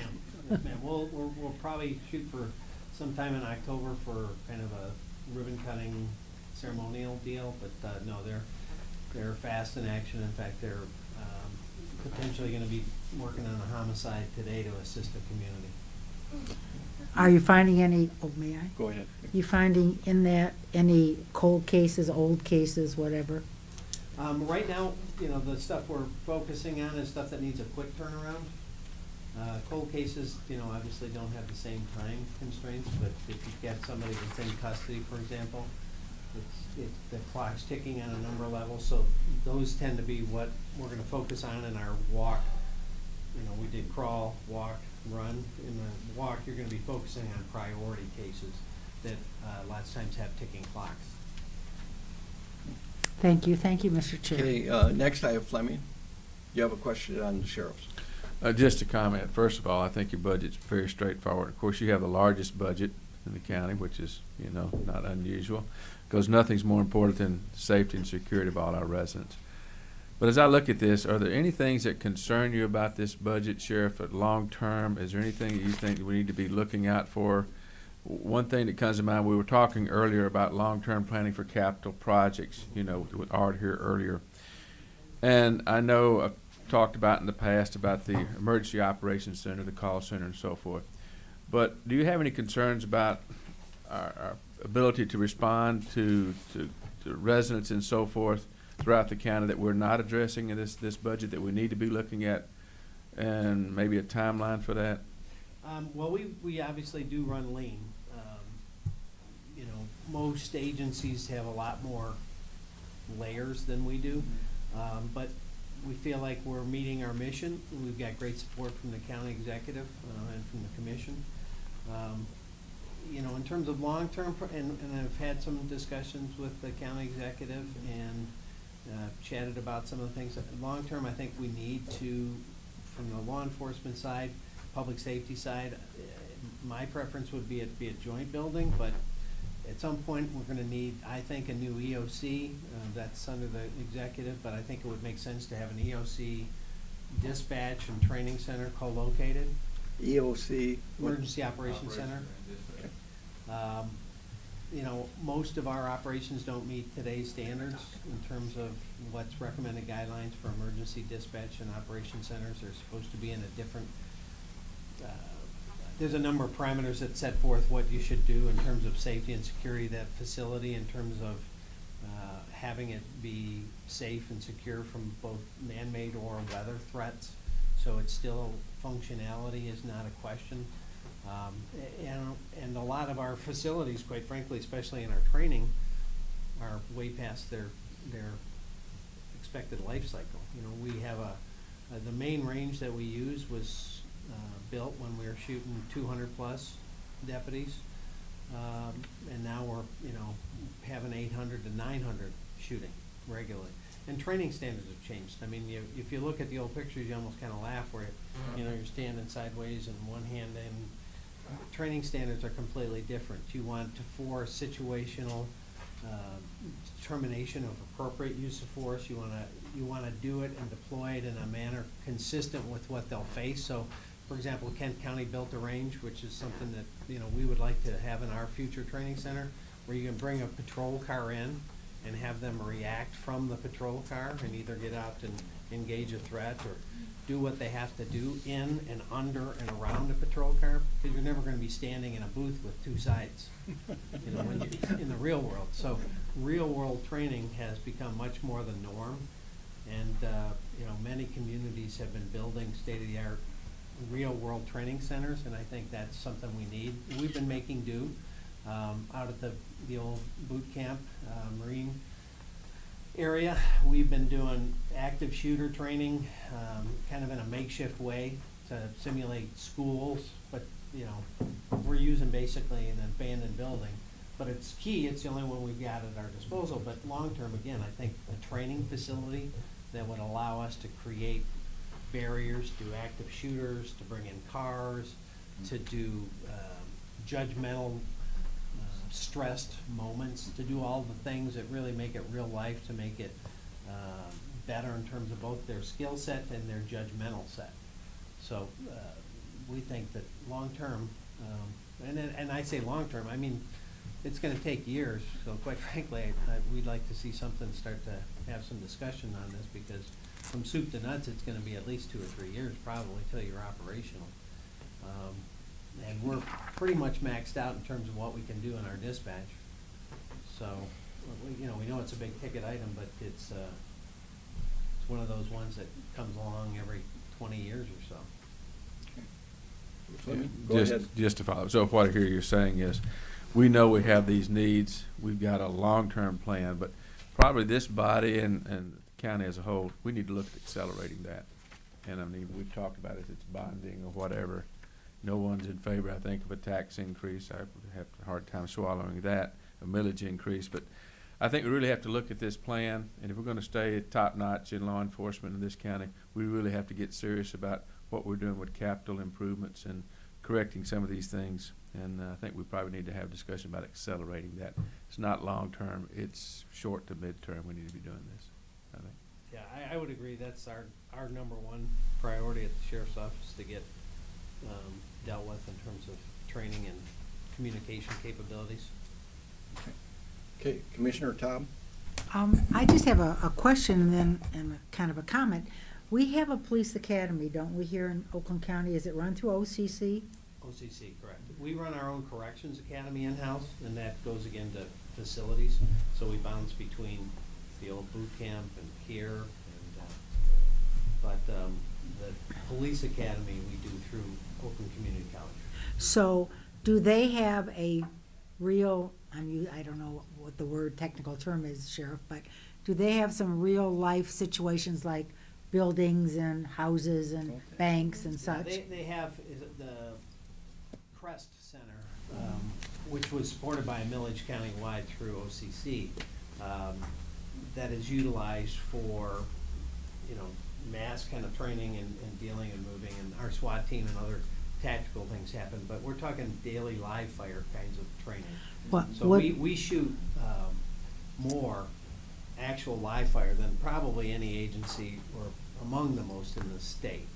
And we believe strongly for a couple of reasons why that's important. A, proficiency level goes up. B, judgment goes up. And hopefully that if they find themselves in that situation, they'll not only make a good choice if and when to use lethal force, but they'll be more proficient and not have, rounds going where you don't want them to go. So as a result, that they literally have to schedule range time when you're running 800-900 people through there every month. It becomes a challenge. Would it behoove us, and I'm just asking the question, to partner up with Oakland County, the Oakland County Police Academy, and see if we can't maybe save us some money, but build a really terrific thing that, like what you're talking? I don't know. I'm just asking. It's possible. I mean, they obviously are shooting during classes, and you'd have to do a chart and a graph to determine, usage an hour. And what we wouldn't want to do is build a facility that just covered our needs and now bring in another layer and have our folks not be able to get the training. If it was built to the scale that would accommodate outside, whether it's OCC or other agencies, we certainly would be fine with. We had, just kind of throwing stuff against the wall, talked about, well, if we built it to a bigger scale and allowed local agencies to have their own trainers that would come in, it wouldn't cost the county any time if they were trained up, and they could train their folks in there if we had excess time. So that depends on the scale and size of the building and its operational capacity. Okay, thank you.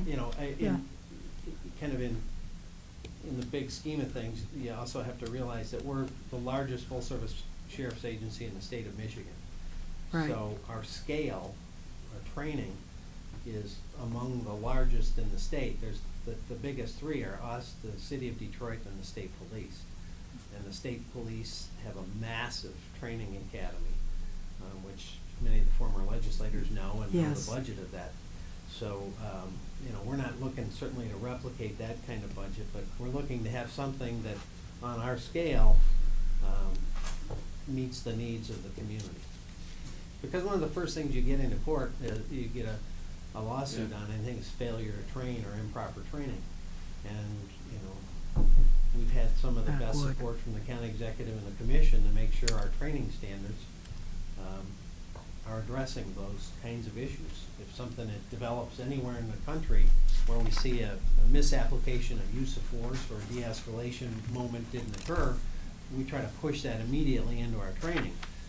But you need equipment and personnel to stay on top of those things. Thank you, Sheriff, and thank you, Mr. Chair. Okay, did you want to be on the list? Okay, then I have Woodward and then Fleming again. Okay. So, two questions.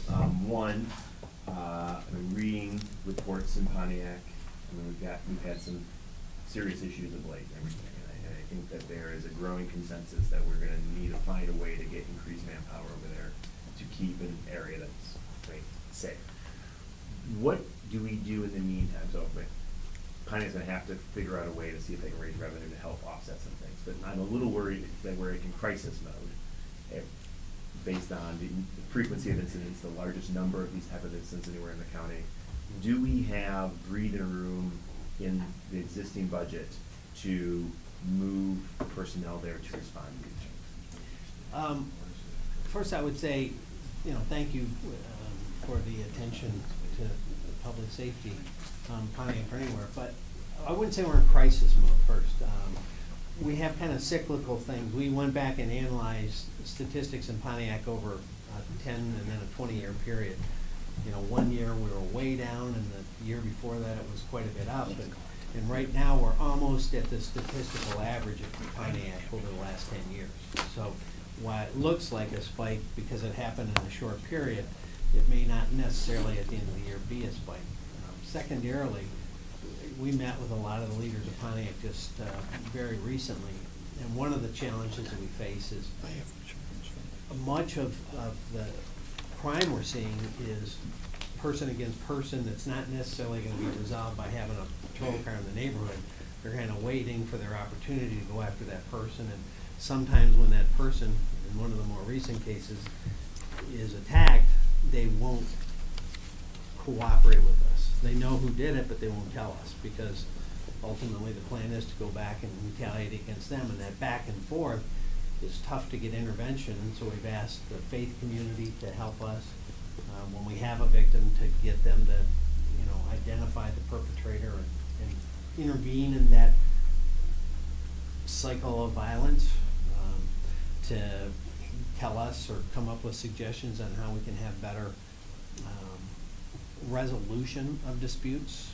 But in general, statistically, Pontiac is still down over 30% in total crime since we've been in the community.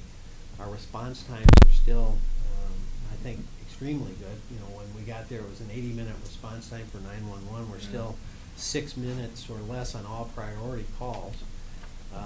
The downtown Pontiac area, in terms of crime stats, is at or below Royal Oak these days. So, no, I'm just saying it's become pretty comparative to a lot of the communities in the county, and I think sometimes there's a perception that isn't necessarily the reality of it. There has been some violence, but a lot of it has been drug-related and interpersonal fallouts, and it's hard for us to get in front of without the faith community. And we did also talk to the leaders in Pontiac and suggest that they do up their resourcing, and we told them specific ways where we think that application of additional resources could be utilized, in addition to our directed patrol, which is highly successful in taking the worst felons off the street. We just did a fugitive apprehension sweep with the U.S. Marshal and our fugitive team. Took a bunch of people off the street that were the worst of the worst, and so we're focused on where we can make an impact, but part of it, is going to be involving the community. And what we suggested is if they do add resources, that we will dedicate, part of that to another community engagement deputy that is out in the community making relationships so people feel comfortable to say, this is coming up or this is who did it, and we can't do it in a vacuum. So they're actually looking and having discussions about adding, somewhere between 3 and 5 more deputies. We're running at 79, and So I guess. You know, they were 220 officers at one point. Well, exactly, that's the exact point. So and I don't know what the optimal level, I mean, I think the fact that you could brought down response time to just almost shocking low levels compared to what in the past years it was, and you deserve all of the credit. The community's definitely safe for it.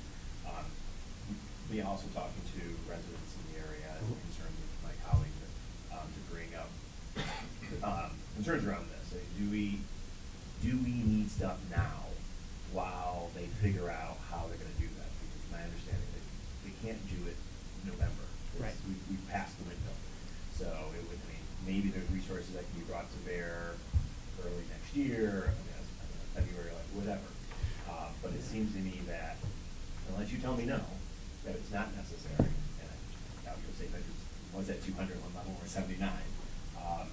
Do we have capacity right now in the existing budget to help infuse that? I mean, and maybe it is the media reports that I'm reading. I mean, that it seems like it's maybe higher than it is over the average, but it definitely seems that violent crime across the board is going down. And when you see this, with the quick uptick, at least it seemingly appears to address it. So I guess I'm trying to think through that.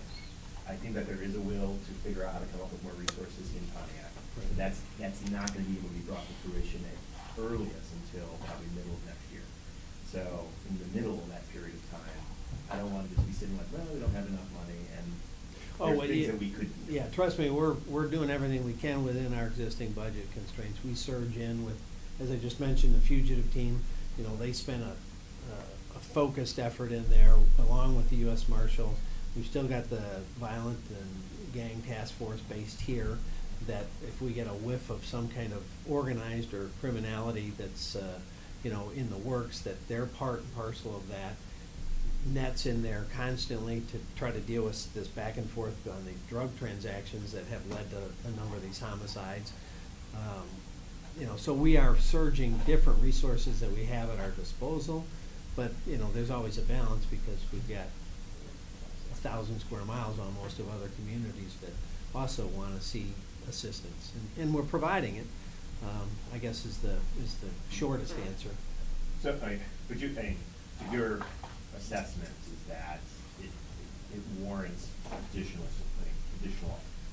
deputies to help improve the situation you mentioned, like the community engagement. Yes. We think that would be helpful if they added at least 3 to 5 more deputies, that we have specific thoughts in mind on how they could make an impact. And then is the other questions, and I brought this up before, as it becomes the body cam, the state statute framework for this. What are we doing? Are we bringing body cams?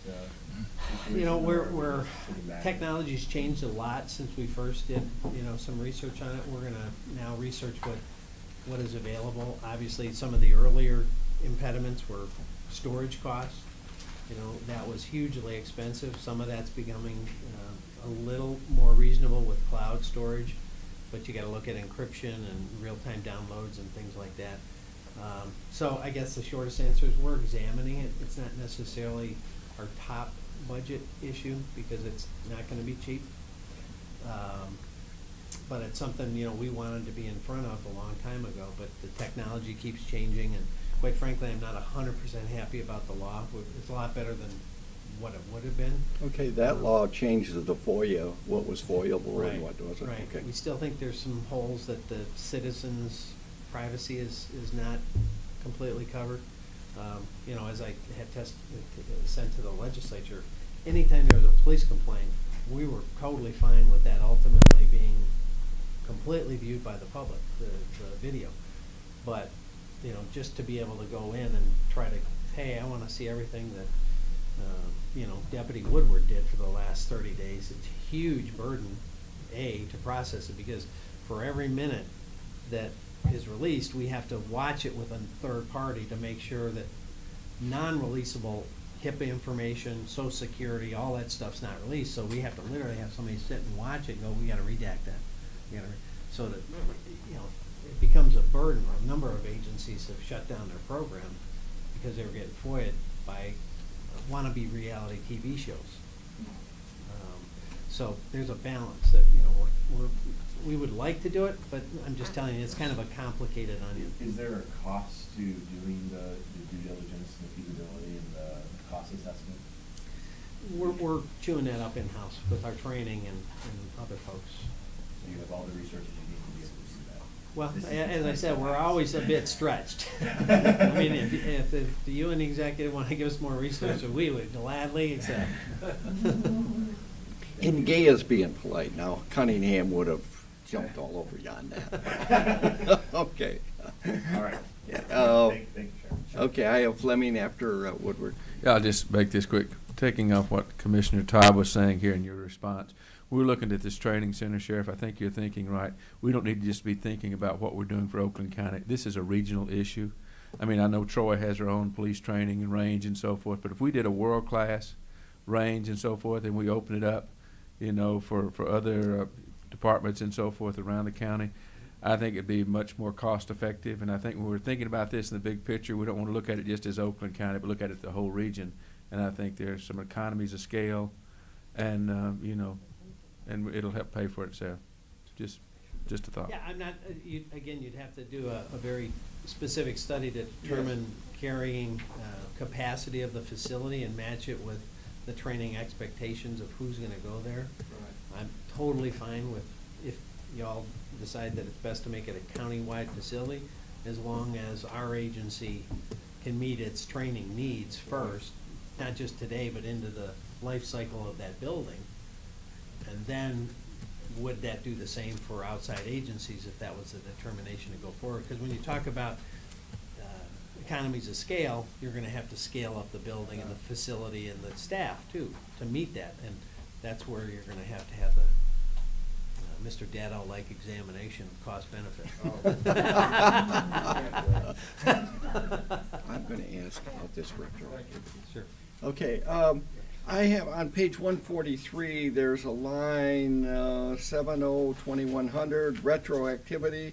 There were 216,000 in 17, and then we zeroed it out. Do you know what? But that was back in Cunningham's day. He might to retroactivity. Well, everything's budgeted up at the top, do like the salaries and then it's paid the actuals for retroactive. So that would be an example, maybe a job audit that they got a retroactive pay. Or merit increase. Yeah, Merit so increases. Merit increase. Okay. And so we're not gonna budget for that. We don't necessarily know that's gonna happen. And then it would just be paid out in the paycheck, and then it's the actuals are go to that line item. So Okay. it's not something we can necessarily predict or budget for. So if, no matter what that number is, it'll always be zeroed out because you don't enter it until the actual cost Right, comes. yeah, just the actual cost and not anything that we're budgeting for the future. Okay. We don't budget for, you know, obviously the vacation time, and that's all in this regular salary line item. Yeah. The compensation is what it is, and then the actuals get distributed according to the specific line item, whether it be retroactive pay for merit increases or vacation, personal leave, death leave, et cetera. Okay. Yes, Commissioner Quarles. Thank you. Just a quick question. I was looking at your other government revenues, and there is a line item for Social Security incentive. That's something that's coming into the Sheriff's Department? Yes. Excuse me, it's on page 142. Yes, that's revenue that comes into the sheriff's office. From where? Other government? Isn't that when they're housed in our facility and their social security payments get redirected to the sheriff's office? 147. Housing board, so if they have SSI, Fringe benefit. boarding and housing. No, it's a revenue, not SSI expenditure. eligible, board it, Oh. yeah. And one of the, on that point, one of the things we're pushing on a national level is, you know, in head of government affairs for major county sheriffs of America, and we're trying to get the federal government to realize it doesn't make any sense as soon as somebody's arrested to cut off their federal benefits and basically cost shift it to the county. If somebody commits a crime, why does the feds cut off their health insurance? And they do that, you know, routinely, and that doesn't make sense, you know. It's usually for like people with mental health issues. So we're trying to push that on the federal level. But they do. That line item would increase if we could get reimbursement for what they would cover if they hadn't been arrested. Thank you. Okay, I have Commissioner, okay, Tom, did you have a question? Okay, Woodward, we're skipping. Okay, so in mental health in this state anyhow, you get funding for everybody in the population, but you do work with mental health. They do put mental health work, so they're probably paying it back that way. They Well, put mental we health work with workers. community mental health. Yeah, right. But what we're talking about is federal benefits that people are already authorized and being paid for. Like As Medicaid. soon as they come in the door and Yeah. the bar's closed, they cut off reimbursement for that. They used to reimburse you years ago, but they don't anymore. Am I right, Lori? Didn't we used to get reimbursement for Medicaid? I'm not certain specifically for the jail. I know for Children's Village, when we have children who are disabled and we get SSI payments if they're housed at Children's Village, then those SSI payments no longer go to the parents, they go to Children's Village. for the Okay. Healing Board. And I'm assuming the same thing happens at the jail. It's the same thing when I work over at mental health for like the foster care facilities, that type of thing. Okay. Yeah, for that category, but what I'm talking about is general. General health. Healthcare, Yeah, general. right. I thought they used to pay for it and they cut that out. I don't remember think years so. ago. Okay. I don't think they did. Okay. Well, recently though, the law changed where we were able to get Medicaid paid for the hospitalizations. And that was the sheriff working closely with the other sheriffs and that law change happened a couple years ago. So we're getting at least, they're covering now. They're So send 'em all to the eligible, they can hospital. Take that away. Right. Yeah, we're trying to get it for in our facility. Ah. Because we have healthcare in the facility. and- Right. Yeah. Yeah. Well, then just send everybody to the hospital. I'm sorry. But then we gotta put 2 deputies on overtime. Okay. Hospital watches kill us. Right, okay, thank you. Thank you, Mr. Chair. Okay, any other questions? If not, thank you very much. Thank you, thanks. Next, we have Parks and Rec to finish up our budget hearing. So. Yeah, oh yeah, we still have a quorum. Okay. Okay, yeah. We went long, but there was quite a few items that we needed to discuss, and this is the most important thing we do all year long. So, okay, go ahead, Dan. Good afternoon, commissioners and viewers. I'm Dan Stenzel, the Executive Officer of Oakland County Parks and Recreation Commission. I'm accompanied today by Sue Wells, our Manager of Parks and Recreation Operations, and Parks and Recreation Fiscal Coordinator Jeff Phelps. Just some quick history that the Parks Commission was created in 1966 under Public Act 261 of 1965 that originally was supported by a $250,000 county-wide, which is now currently assessed at 0.2368.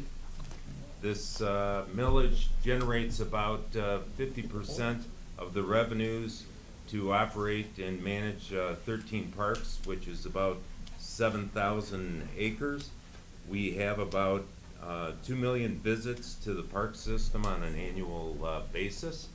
The balance of our revenues are derived from fees and charges for services that are provided, as well as interest on investments. We are an enterprise fund. We do not receive any financial support from the county's general fund. However, we do take advantage and use the services of the county for such things like human resources, corporation counsel, purchasing, risk management, informational technology, central services, etc. These are provided to us at direct charges or indirect charges. Our budget is very dependent upon the weather. As you can imagine, this year water parks are doing fantastic. Golf courses, not so good because of the heat. Our facilities and services and programs include 2 campgrounds, 2 water parks, 5 golf courses, 4 conference centers, 4 grill rooms, 3 concessions, 2 activity centers, 3 dog parks, and a bicycle motocross, and a partridge in a pear tree. Yeah, and about, we do about 1,000 programs and special events for all ages and abilities across the entire county. Our staffing levels are 75 full-time and 776 currently part-time and seasonal staff, and we also supplement that with about 1,200 volunteers. In our budget, we have 38 budget centers that we manage.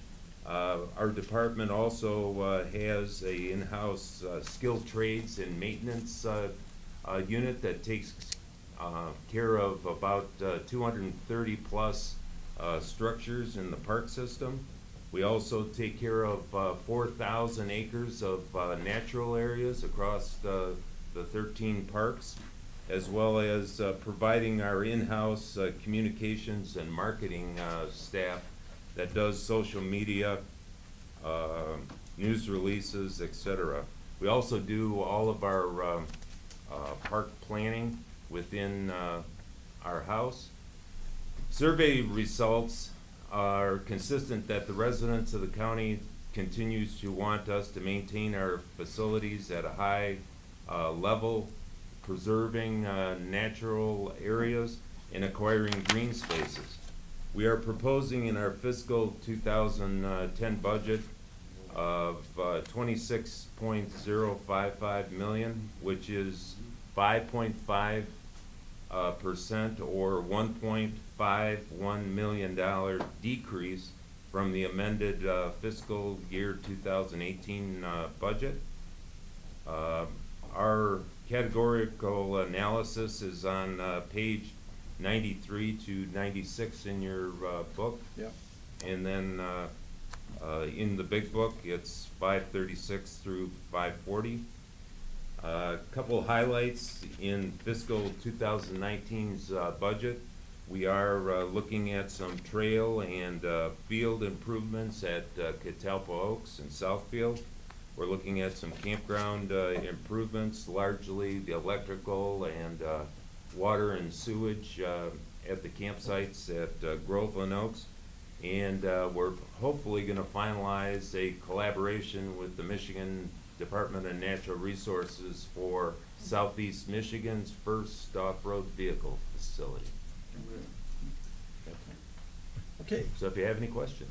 Any questions? Shelley? I have a couple of them. First of all, who does the policing at Catalpa Oaks? At the park, it is Oakland County Sheriff Park Unit. The surrounding area, it's City of Southfield. So, but we don't have any other sheriff's people around Catalpa Oaks, do we? No. Well, we have a meeting with their administration tomorrow about some increased opportunities for police presence and collaborating together to